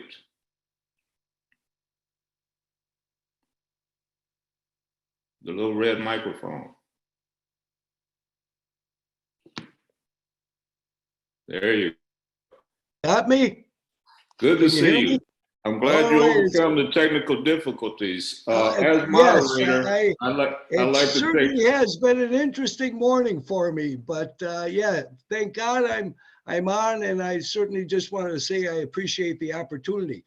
I take it we're talking about litter and cleanliness in our neighborhoods and so on, and illegal dumping and things of that nature, correct? Yeah, but before we get to that, I'd like to take the prerogative of the moderator and afford you the 3 minutes to give your opening statement about why you are running for the mayor's position for Milwaukee. But one question I need a yes or no answer to before you start on that journey. Are you currently a member of the NAACP Milwaukee Branch? No, I am not. Okay. You can proceed to your 3 minutes for his opening statement. Well, very good. And quite frankly, a number of people have asked me, why would you come out of retirement, Bob, to get into this mess? And I will tell you, Milwaukee is faced with one hell of a mess in a lot of different ways. But I would say this, I want to live a significant life, a life that makes a difference in a positive way in other people's lives. And I believe that my vocation in life is public service. And I guess it took me a year of retirement to recognize that public service is my vocation. And I strongly feel I still have a great deal to contribute to this city. I still have the energy and the vitality and the commitment and the determination to take on the many challenges that Milwaukee is faced with. I would argue there are 3 immediate challenges that whoever Milwaukee's next mayor is going to be will have to face very quickly. First, to fill the leadership void that, in my opinion, has existed in this city for far too long and has grown as wide as the Grand Canyon. Second of all, to address the public safety crisis that our city is faced with, from reckless driving to record-breaking homicides to stolen vehicles, leading the nation, I might add, in stolen vehicles. Quite frankly, I cannot believe how much this city has deteriorated just within the last couple of years. And finally, our fiscal crisis. Most people are not aware that Milwaukee is literally teetering on the verge of insolvency. And we have some very serious decisions to make in that vein as well. And I believe none of these things can occur without developing a comprehensive partnership with the state of Wisconsin and our federal government partners as well. So those are the 3 challenges that I see and my reasons for running. I believe in the city of Milwaukee. I think it's a great community. We need to accentuate our positives and eliminate our negatives. And I would hope as mayor that we could finally help this city recognize and realize its full potential. So now, candidate Donovan, you can answer the question about the excessive debris and litter that has accumulated over the years in our city. Yeah, and of course, I would say, and I think other panelists have said too, that growing up in Milwaukee, it was a different situation. People were expected, I guess, to not litter. It was emphasized a lot, even in commercials on television and so on. Having said that, a couple points I'd like to make. As aldermen for 20 years in the 8th district, we took on this challenge. We created our neighborhood ambassador program. I had heard mentioned previously about the downtown ambassadors. Well, our neighborhood ambassador program was very, very successful. This took individuals who were out of work. We employed them. This was all paid for through the private sector, I might add. And they picked up litter. They removed graffiti, but they also had cell phones to reach out to the police or to other services. They had the cell phone number of the supervisor for the Department of DPW or the sanitation department to do special pickups and so on. So that's number one. Number two, one of the initiatives I'm very proud of is we created our litter marshals program. The litter marshals, young kids in the schools in my district. I would want to expand that across the city if mayor, and teaching the kids the importance of not littering and we gave them badges, and they were sworn in and took an oath not to litter. I think it's important we start with our young people to get that message out. So these are just small ways that we can do this. Also, I could go on, but I understand.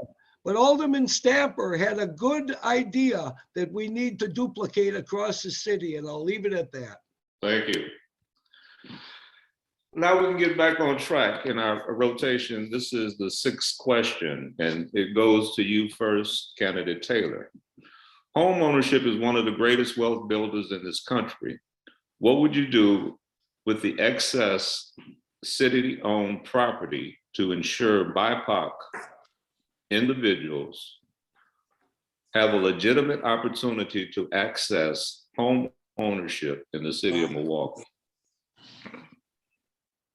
So first of all, when the city created, thank you for the question, President Roy. When the city created the program that they did that allowed for houses or properties in the city to be acquired for $1 or for some nominal amount, many of the individuals who were developers were kind of first in line. And there was, I don't know, hundreds of people who came down to City Hall who wanted to be able to participate, who were residents, and they could not. There were also rules or part of the policy that said if you had a felony, that you weren't able to participate. So in a city where mass incarceration is the worst in the nation, and because the US is the worst in the world for Black men, I would go with the hub model that I've spoke about, that OVP would also be more than likely a part of and a coordinator of. I will partner with the county and partner with businesses and organizations within the community so that people have an opportunity to not only learn about their tenant rights, and so that we can deal with the challenges that landlords are doing in the community, not just private landlords, issues with the city properties also, but put them on a pathway of home ownership. I would use the Inslee, Alabama model that allows individuals to be able to learn through those properties, the trades, but also learn about being responsible as a tenant so that you can be prepared to be a homeowner, and allow them to become homeowners using their sweat equity, not just dollars that they may not have. Thank you very much. Candidate Sampson. Yeah, we touched on this earlier, that the Josie Heights neighborhood project that just came through over the past week with selling 20 home lots for $1. But there's specific things with that. Then you get a $30,000 grant available to put toward starting to build the purchase of a home. Like, that's great for people that can afford it. That's not helping a lot of the families in this city that are lower income, that can't come up with the necessary things and credits to help get that $30,000 grant. So it's a great program for the city. I'm glad to see that there's development happening over there, and hopefully that helps develop that neighborhood. But we need to do better. I think from the city-owned property, the foreclosures and the stuff owned by the city, I would like to see an organization like Habitat for Humanity come out and kind of take over those projects and help rehab those houses for people, and make sure that lower income Black families are the first on the list to get into those houses. I think Habitat for Humanity in Milwaukee fixes about 25 houses a year. And the rest of the state, there's another 6 Habitat for Humanities that fix 12 houses a year. So can we go at that organization and get their focal point to be on the city of Milwaukee and helping rehab those city houses and preparing them for lower income families and people that need affordable housing. I think there's obviously a gap when you buy a city-owned property. You have to have the means to fix that up. A lot of people don't have that. So we have to find out the programs, look to people that have programs in place already to come in and help build for home ownership and help build generational wealth for the Black community of Milwaukee. Thank you. Candidate Lucas. Thank you, Mr. Vice President. There's a number of ways we can address this issue, and certainly it's one of the more pressing challenges. As was stated, the city certainly just recently offered up a program to provide housing to residents at an affordable rate, but we can do more. One of the things that the city did have a program back during the 90s was for allowing city workers to live in city housing at $1, and it provided that the added comfort and safety of having city workers invested in those neighborhoods. I think something that the next mayor can do is implement a similar program, this time leveraging partnerships with private partnership, public partnerships, and getting more dollars into the city of Milwaukee to move occupants to ownership in neighborhoods throughout the city. There's a wealth of housing stock that the city of Milwaukee has right now that through the ARPA dollars, the city did invest and going to rehab those homes. And again, get those homes into the hands of families who can then have a roof over their head, who can then find affordable or a family sustaining work here in the city of Milwaukee. We've got to leverage our partnerships with new developers coming into this city to invest in neighborhoods. They have a stake in the neighborhood. Let them also invest in those neighborhoods. We need their partnership. We've got to leverage those relationships. We've got to find some capital, flexible capital. And again, we've got to guard against predatory homeowners from outside the state coming in the city. Number of things we can do that we must do. And again, as the next mayor, I'm going to be focused on doing all we can to address the issue of housing as it relates to BIPOC people. Thank you. Candidate Johnson. Thank you very much. It may be well known that the city of Milwaukee is some 33,000 units short for affordable housing here in the city. And that, of course, impacts BIPOC people, people of color, African Americans, Latinos, Indigenous people, Asian American, Pacific Islanders who call our city home. It's more than tantamount that we address that very important issue, because as we've discovered when addressing a whole myriad of issues in our city, when you have housing first, then you're able to wrap resources around individuals and get them off and running in their life. So that's critically important to do. As was mentioned, the city of Milwaukee did move forward with a massive investment into the housing that we have in our inventory, and actually, was a person that led on that. I was a person that made sure we pushed that forward to be implemented, which is currently happening. It was tens of millions of dollars, over $40 million that was invested to rehab those properties with the goal and desire to take those properties and get them into hands of homeowners in our most depressed neighborhoods. Now, as I said before, we've got a lot of city out there, a lot of city beyond the prosperity zones of downtown, the East Side, Walker's Point, and Bayview.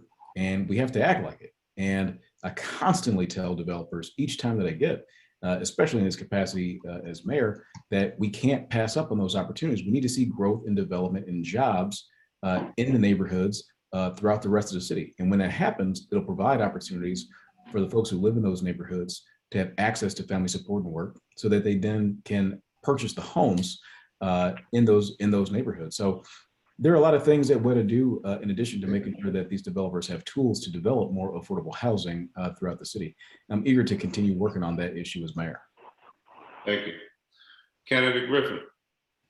Can you repeat the question? I really didn't hear the acting mayor state what he would specifically do, but can you repeat the question? Certainly. Homeownership is one of the greatest wealth builders in this country. What would you do with the excess city-owned property to ensure BIPOC individuals have a legitimate opportunity to access homeownership in the city of Milwaukee? Yes, I would like to point out first and foremost, yes, it is a lot of excess city properties that's owned, that's been taken unjustly through bullying and different things of that nature. I would like to go again to my Aisha for the People plan and my us major economic neighborhood developments under supervision. I will bring forth home ownership through a number of different initiatives, especially the dollar houses, which I've stated repeatedly. in the past and now. Also, not just home ownership, I will take the American Rescue Plan and rescue the Americans within the city of Milwaukee, stopping impending homelessness and homelessness as a whole. It's important not to just talk about home ownership, but also those who are renters. Also, with home ownership, taking the American Rescue Plan and getting grants in a lot of these individuals' hands, so they can have a start to learn about home ownership. So the excess city property that's just sitting there, because the city is not above the law, and donate some of these properties to a lot of these single families, a lot of these homeless people, a lot of these community groups that have no other recourse helping people to live in homes. So those will be some of my solutions to the question that you just had at hand. Thank you very much. Thank you. Candidate Donovan. Well, I think certainly I would agree with you. Home ownership is sort of the bedrock of any stable neighborhood. Oftentimes, when I would do neighborhood walks in different parts of my district, you could identify the properties that owners live there. They took pride in that. I think there are a number of things, and Lena mentioned the sweat equity, and I like that. I think it's important that we work with the private sector as much as possible, working with Habitat for Humanity. I would love to see that expanded, and getting people with that sweat equity in the home. There also needs to be more coordination or better coordination with possible homeowners, giving them the education they need. Everyone who owns a home realizes you've got extensive bills, you've got repairs that need to be done. You have to have money set aside for those kinds of things. So I think that's important, the education, the sweat equity.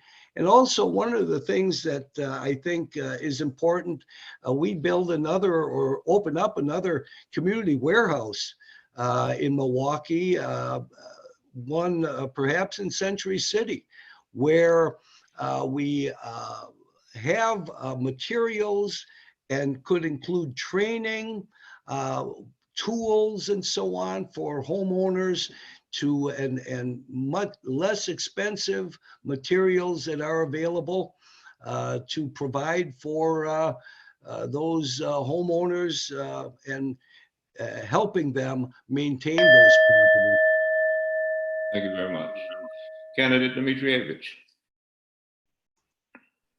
Thank you. When I look at the data in Wisconsin, that compared to white counterparts, our Black residents in the state of Wisconsin own 20% own their homes at a rate of 26%, whereas white home ownership rate is 72%. Unacceptable, devastating. And I would offer historically set up that way systemically to be that way, and the government actually had a role in that with redlining and allowing it to happen by not inserting ourselves into the market and doing more work. I just want to be honest about it. It needs to be talked about in that way. Tools to change that means having a true commitment. What does Milwaukee look like if our goal going forward, just like the Blueprint for Peace or other things with metrics, is to increase home ownership and Black home ownership 10 to 20% annually? What does a path to 50% look like? What does a path to 60% look like? I mean, that path, I believe, is helping with the down payment, assisting with counseling, eliminating predatory and credit lending, and additionally helping renters become homeowners, doing everything that we can. And I guess my point is that I'm worried when we finally come out of this pandemic and reach the endemic status. People have had a hard time and barely survived as it was. Going back to that normal wasn't working for folks. And so people are on the verge of losing their homes again evictions, foreclosures. We've got to stop it and change and come out stronger than we were even before the pandemic. And the city is the place to do that. And we're going to have the federal funds to do it. So let's use those high goals and make a change of something that has been historically unacceptable. Thank you very much. We are in our final stretch before you all go to your closing remarks. And this final question is, which starts with you, candidate Dimitrijevic. If elected mayor, what will Milwaukee look like in 4 years? Thank you. I feel like I ended my last comment about that. Let me talk to everybody real sincerely here. We have had a white male running city government for a long time, and there's change on the way. There's a lot of us offer a historic moment here. And I offer equally as important as what we're going to do. Are we going to challenge that status quo? We can all tick off the challenges we have, but what's the plan to make a change? You got to have bold ideas and be ready to take a risk and be innovative and challenge the status quo.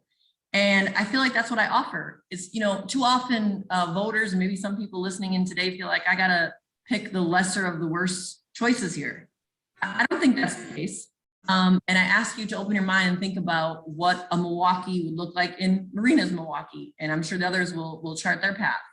That is a Milwaukee that is free of litter, that is free, that does feel safe in every part of the community, every part of the city, in your homes, in your cars, on the streets, where children have great public education that starts earlier with universal pre-kindergarten, where parents who are both working full-time, if that's your situation, should not have to live in poverty.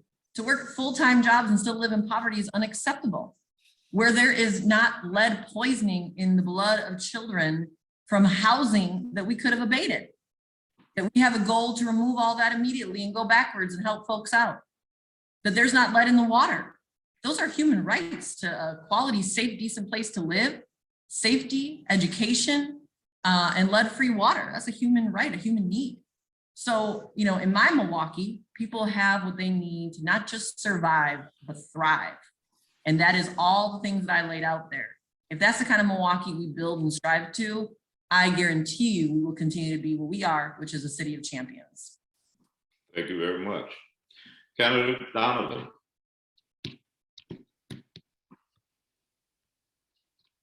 Can you give me the question again? I'm sorry. Sure. If elected mayor, what will Milwaukee look like in 4 years? Well, I think first and foremost, the next mayor needs to ensure that local government is working effectively and efficiently. And so you might ask, what is the role of local government? I would argue it's very basic. It's making sure our streets and neighborhoods are safe. It's ensuring that our kids get a quality education. It's picking up the garbage. It's paving the streets and plowing them when it snows, and making sure the street lights come on and the sewers work. And then beyond that, create as much of an atmosphere where the private sector can prosper on their own hard work and merits. So I would envision a much, much safer city of Milwaukee. I would envision excellent schools in our community. I would, as mayor, envision that all of those city departments are working effectively and efficiently. And as mayor, I would want to work extremely well with the private sector, the business community, and the faith community to address any number of challenges that may not even be evident to any of us here today, but in next year or 2 years or 4 years from now, may be the most pressing challenge. So I think it's the kind of administration that surrounds myself with the right people in the right positions to tackle any concern or problem that comes our way. So that's the kind of city that I see in the future. Thank you. Candidate Griffin. Can you hear me? Yes. Okay. Well, I was going to the position is for 2 years, so I'm going to say what the city's going to look like in 2 years. If I was elected mayor, and it would go on and on if I was reelected, of course. First of all, the former mayor Tom Berry had 17 years to get this city right, and for 17 years he's failed us. The acting mayor, in his position as a council member, had a number of opportunities to get his district right, and he failed the district. If you fail the district, you're going to fail the city. Myself personally, I will do more for the city and for the people of the city in 17 years, in 2 years than Barry has done in 17 years, bringing forth equality, opportunity, a zero tolerance for discrimination, housing changes, economic changes, opening up the city literally to the people, having TCB committees, taking care of business committees, always bringing forth a solution, not just a statement, not just an apology because this person died, not making a statement only when the police are victimized. Everyone should be given an opportunity to have a solution as a victim.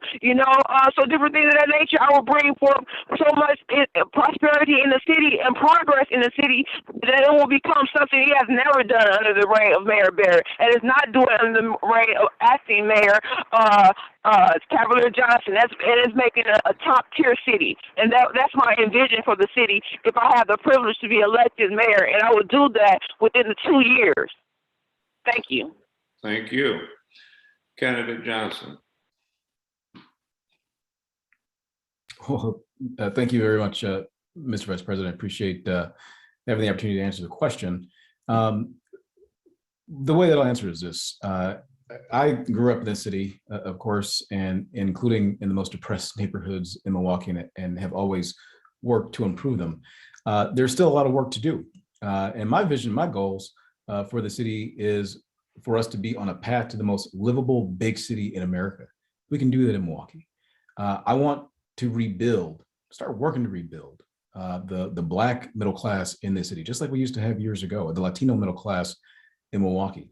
I want to have a city where really no young Black boy like I did walks down the street, walks down North Avenue in an area that has been depressed and starts to think that that's normal, where it's normal to see windows that are busted and businesses that are not owned by folks that look like you. That seeps into your psyche when you're a kid, because kids will be what they see. And so we need to change that. And that's exactly where I want to be getting to as mayor. My goal is going to be working to build a city that is strong, that is safe for everybody, that is healthy for everybody, and that is prosperous for everybody. That's the Milwaukee that we can build, and I will build as mayor of the city. Thank you. Candidate Lucas. Thank you, Mr. Vice President. As a mayor who's committed to coming into office and getting things done, one of the most important things that this next mayor can do for our city is to bring us together, to get everybody working together, to solve our common problems, to work on our common goals, to work on our shared future. That's going to be the commitment of if I'm elected next mayor, is to bring everybody together so that we can address our most pressing challenges.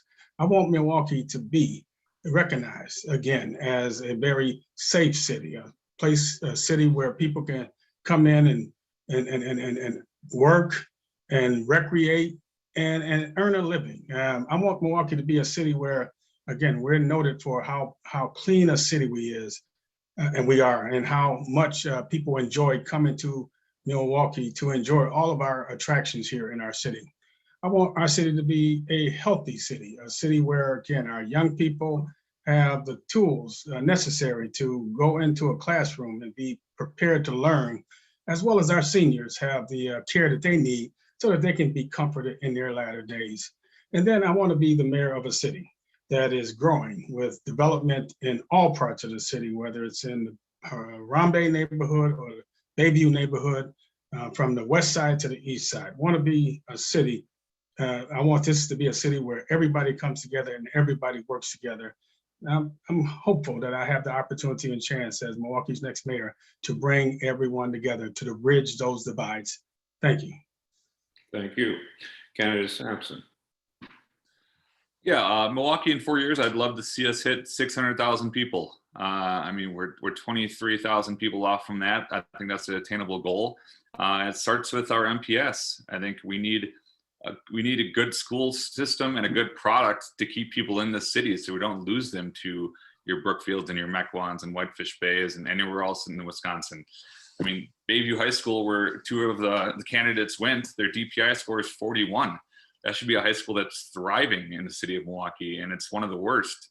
We have to find out what we're doing at Rufus King and Reagan and duplicate that to a third or fourth school and build up our high school system to keep those kids here.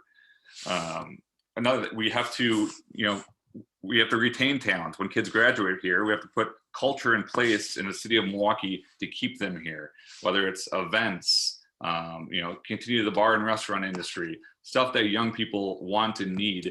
We need to be doing in the city of Milwaukee across the entire city to keep them busy and keep them here. Let's go out and find more business. Get more business in Milwaukee all over the city and get more jobs in the city. But that's going to help our population growth. We have to retain, and bring more people to our city, and that's culture and better schools. And once we fix those things, public safety is on there as well. People want to live and come to a safe city. So we have to address that. We have to look deep at our police department and find out, are we using our resources the best that we can right now? Chief Norman stepped into a heck of a position, and hopefully he has time and can produce. And that's it, public safety and business development and schools. Once we fix those things or improve those things, we will hit 600,000 people in the city of Milwaukee. Thank you. Candidate Taylor. Thank you so much. Dream with me, if you will. A city for all. A city that is no longer a leader in segregation. A city that is on its path to being a safer place. A city that is not a place that is the worst place in the nation to raise a Black child or be a Black American. One that provides equity in development, services, housing quality, and homeownership. A city that is transparent and inclusive so that the residents can come down to City Hall and not be locked out the mayor's office or locked out of meetings.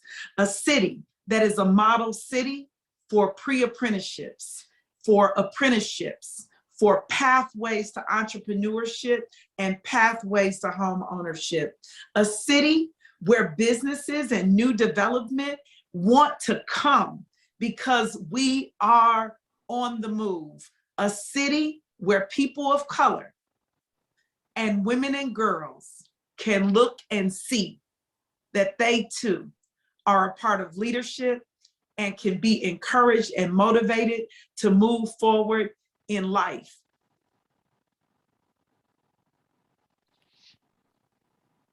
That's the city I want to see.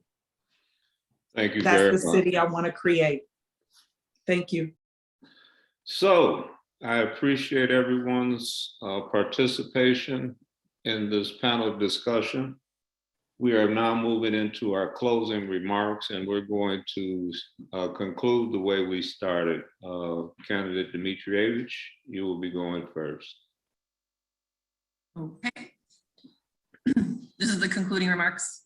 Correct. Okay, thank you. Thank you so much, everybody, for being here. We have a number of forums this week, and it really is an honor to share the stage with everybody. And for everyone listening here, I'm Marina Dimitrijevic, Milwaukee Alderwoman in the South Side and Bayview neighborhoods. And I was on the county board for many years, since 2004, the youngest woman to ever be elected, as well as chairwoman, the second woman. I was also state director of the Wisconsin Working Families Party, which is a multi-ethnic organization of progressive and labor groups. That experience, along with my master's in nonprofit management, that elected experience, delivering for our community, and the willingness and vision to challenge our status quo going forward, I think make me the woman for the job. I'm a mom of a 3- and 5-year-old and older stepchildren. I love this city, but I also know that we've got work to do. It's not working for everybody. We've got a lot of work to do. We need to get out of the pandemic. We need to make sure that everyone is safe in every part of the city at all times. We need an education system that is under attack. Read the paper right now. Republicans in Madison want to take over our Milwaukee public schools once again. That sacred area that I think is important, where people have an opportunity to thrive. They also wanted to take away our absentee ballot boxes. You know, do we want a defender or a champion? I'm committing to expanding democracy in the city of Milwaukee. I want the highest turnout we've ever seen in 2022 and 2024. And I'm willing to do it and fight for us. I'm a fighter. I never give up. I love this city. And I hope you will consider me if you choose to absentee vote, early vote, starting on February 1st, or vote on February 15th. Marina, FORMKE is our website. And please consider me as you're making the critical decision. The person who will become mayor could be there for another couple decades or not. It's up to you. You're the voters and you have the voice. And we will listen to you and we will move the city forward. Thank you. Thank you. Candidate Donovan, you have to unmute yourself. You have to unmute yourself. A little microphone. All right, there we go. Okay, thank you again for the opportunity, everyone listening. Let me say this, Milwaukee is indeed at a crossroads. We have got some serious challenges. Milwaukee may need many things, but I do not believe it needs more of the same. And I believe most of my opponents are offering much of the same rhetoric, same talk that we've seen for many years. I have 20 years of experience as a very active alderman in the city of Milwaukee. I believe of all of the candidates, I have the most local city of Milwaukee experience in government. And I believe that the issues I stated previously, public safety, our schools, job creation, the importance of working with the private sector, the business community, the faith community. I have a track record of doing just that as alderman.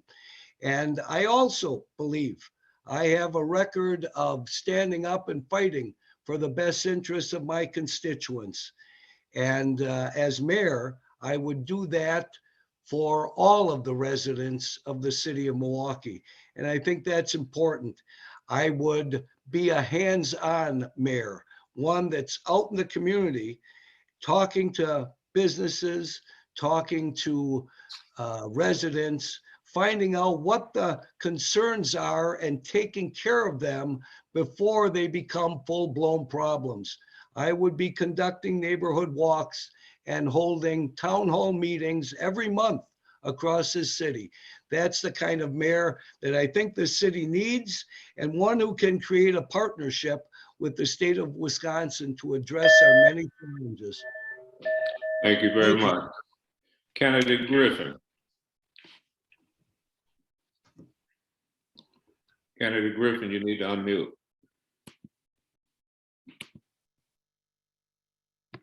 Candidate Griffin. Can you hear me? Can you hear me? I can hear Hello? you. We can hear you Okay. now. All right, great. First of all, I would just like to state what we don't need. We do not need a baby Barrett. We do not need another person in office who's done an internship under Barrett, which is the acting mayor now, Cavalier Johnson. He has internship under Mayor Barrett. He has not at one point in time stated he would not maintain the status quo because he knows exactly what he'll do. And maintaining the status quo is going to bring us under. We do not need another person such as Sheriff Lucas. Sheriff Lucas is not even maintaining the county jail. How can you maintain the city? We do not need another Bob Donovan. You say you have a record, you do, and it's not a good one. We do not need a person who doesn't even know what's going on in the city. I'm speaking specifically about Mr. Sampson. We don't need another man in office. I love men, have nothing against you all, but we need a woman, and not just any woman. We need a black woman. So they will eliminate Marina, because I believe Marina has an entitlement to privilege. And I believe she's living under this Tinkerbell mentality that everything is peaches and roses and it's not. Caroline Johnson said he lives in 5V206, I live in 5V206, 5V208, 5V210, 5V212. 233, 53223. I've lived in the hood. I've dealt with the situation. I understand the people. I've dealt with corruption. Nobody talked about corruption as if the government in Milwaukee is not corrupt. We do not need another Lena Taylor. I respect Lena Taylor because one thing, I think Lena Taylor is one of the close competition because she will speak up. But Lena's only going to speak so far, and then she's going to be complacent and say what they won't let her do. That's not Aisha Griffin. I'm standing up and I'm fighting. I'm fighting everyone who's against the people. I'm for the people. And I think my biggest competition is not even here. Which is Brianna Bonner. She's on the ballot, but they don't put her on the ballot because she's a write-in candidate and she's a lot like me. All righty. Thank you very much, Candidate Griffin. Candidate Johnson, your 2 minutes. Well, first I want to thank you, Mr. Vice President. I want to thank President, excuse me, Nicholas as well for inviting the opportunity for myself, the other candidates to have the opportunity to speak to the NAACP here today as we make a very important decision about the future of the city of Milwaukee and who's going to be in the mayor's office. I'm rooted in Milwaukee, and I'm proud to have had the experiences that I've had growing up, living in the most depressed neighborhoods, yes, including 53206, and yes, growing up from there and finding a way to put myself through college, the first person in my family to do so, coming back to service in the city of Milwaukee, and at 26 years old, finding a way to serve at the highest level in city government. In the mayor's office. I'm proud of that. I'm proud to be able to represent those neighborhoods and to achieve what I have then and leading to where I am now, which is mayor. I'm rooted as well in what Dr. King said, the Reverend Dr. Martin Luther King, and how you make strong communities. And you need healthcare, you need housing, you need education, you need employment, and yes, you need justice. So I think, you know, of all the candidates here, whom I respect, I think I'm the most qualified person to do this job. And I think that for a number of reasons. One is because I have lived in the most depressed neighborhoods. I think the next mayor needs to have that experience. It's critically important that the next mayor knows what it's like to live in poverty, knows what it's like to be hungry, knows what it's like to have been evicted. I think it's critically important that the next mayor is able to work collaboratively with the Common Council. And we've been able to work to do big things, get major things done in the time that I've served on the city council. I think that it's important that the next mayor has clear sights about the responsibilities of this office. And I'm sitting here now and I do. And so it's my goal, again, to make Milwaukee the most livable big city in America and make a city that is strong, that is safe, and that is prosperous for everybody, no matter where you live in the city. Thank you very much. Thank you. Candidate Lucas. Well, thank you, Mr. Vice President. I want to thank President Nicholas and the membership at the NAACP and all those who took time to participate and listen to the candidates. I want to thank all of the candidates for being here today and having a lively discussion. As someone who has been a lifelong public servant and someone who has always sacrificed, I'm truly grateful. I'm grateful for the opportunities that this city has given me. As a young boy, raised by a grandmother who was a product of the Milwaukee public school system, who then went into a career fighting for change and justice from within as a young police officer and nearly making the ultimate sacrifice. And then to continue on in a career of service and sacrifice, rising to the ranks through the police department, and then on to a wonderful opportunity at Major League Baseball before coming back here and being chosen by the people to be Milwaukee County's sheriff. I'm truly grateful for those opportunities. I'm hopeful that I can inspire young men and women that they too can go from their situation and circumstances to choose and do whatever it is that they want to do in their lives, just by my example of someone who's worked hard, played by the rules, worked in on behalf of others, and got more out of public service in giving than I did in return. And so I'm really, truly grateful for this opportunity. I hope over the next 15 days that I can earn the trust and the support of the voters based on my experience and based on my leadership, based on the bold ideas of not being an insider, but someone who's coming from the outside to bring fresh, new ideas to city government. And I'm asking for the people's vote in the early election or an absentee ballot and or in the February 15th primary. Thank you. Thank you. Candidate Sampson. Hi, so yeah, thanks again for everyone that showed up today. Appreciate all the candidates in the room as well. I look forward to drinking a beer with you guys at 4 o'clock today at Black Husky. But our city needs a change. We've been dealing with a long-serving mayor that recently left Luxembourg and left our city in a bad shape. And a lot of the people that are in this race have led us to the point that we are today. They are part of the problem, and I'm here to try to be part of the solution. Regardless of what happens, I'm committed to Milwaukee. Currently live in Halyard Park. Wherever I buy a house next, it will be somewhere north of Wisconsin Avenue, and I'll continue to work, in downtown development, north side development. If I have to go and be the guy that brings the next Amazon or Master Lock to Century City, I will be that guy. I'm going to keep fighting. If we lose the north side of our city, we will lose the entire city. We are nothing without the north side. So we have to put our time and energy into the north side of Milwaukee. We have to put time into schools, public safety, all these issues that we keep talking about. There's plans and money that have been spent over the years. It's going into City Hall, dusting those plans off. We don't need new plans. We don't need to spend more money. We don't have the money to spend. We have a looming budget crisis. So we need to look back to our past so we can look forward to our future. We have a big stuff ahead of us, and everyone in this room is going to be a part of that. So regardless, we all need to step up. Whoever becomes mayor, I'd love to see everyone involved in this room stay in Milwaukee. Move back to Milwaukee if you moved away. Be part of the city that we all want. Let's get it to 600,000 people, and let's all grow to a city that we're all happy about and we're all happy and safe living in. Thank you so much. Thank you. And we'll conclude with you, Candidate Taylor. Thank you so much, President Nichols and President Royal, for this opportunity. I'm asking for your support for GoLenaTaylor.com to be the mayor of the city of Milwaukee, because I'm a visionary. I'm someone who has been here and served this community. I have a track record. I got receipts that show that I have done the work to move entrepreneurship, pre-apprenticeship, apprenticeship, the trades, homeownership in this city. Not what I'm gonna do, what I've already been doing.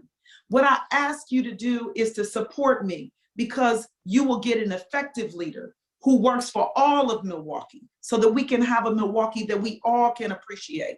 I bring 18 years of service, 14 years on the finance committee and chairing the finance committee and the judiciary committee.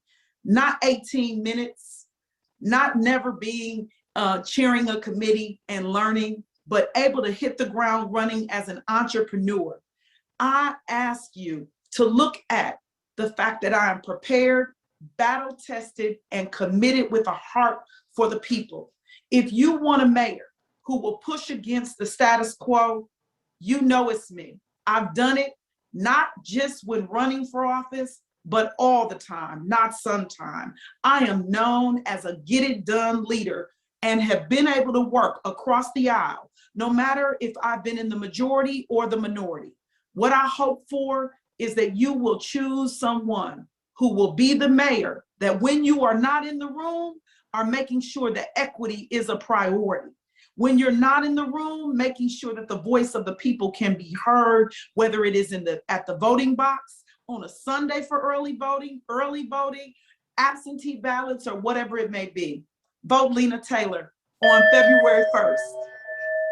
Thank you so much. And I want to sincerely thank you all for participating in this debate. We've had close to 100 people stay tuned in for over 2 hours to hear what your proposals are to address the very serious concerns facing our city. With that, I'll turn it over to our president, Clarence Nicholas, for closing remarks. Thank you very much, First Vice President Fred Wall, for an excellent moderation performance. Thank each of you as candidates for your participation today. And then we have to thank Dan Thomas and Mark Tisdale, who are media and technology specialists. Excellent job. And then I want to thank all the attendees that attended today. So with that, we want you to save the date, March 19th. You will be invited back for a debate, 2 of you. So with that, I want to say, have a great day. Thank you very much.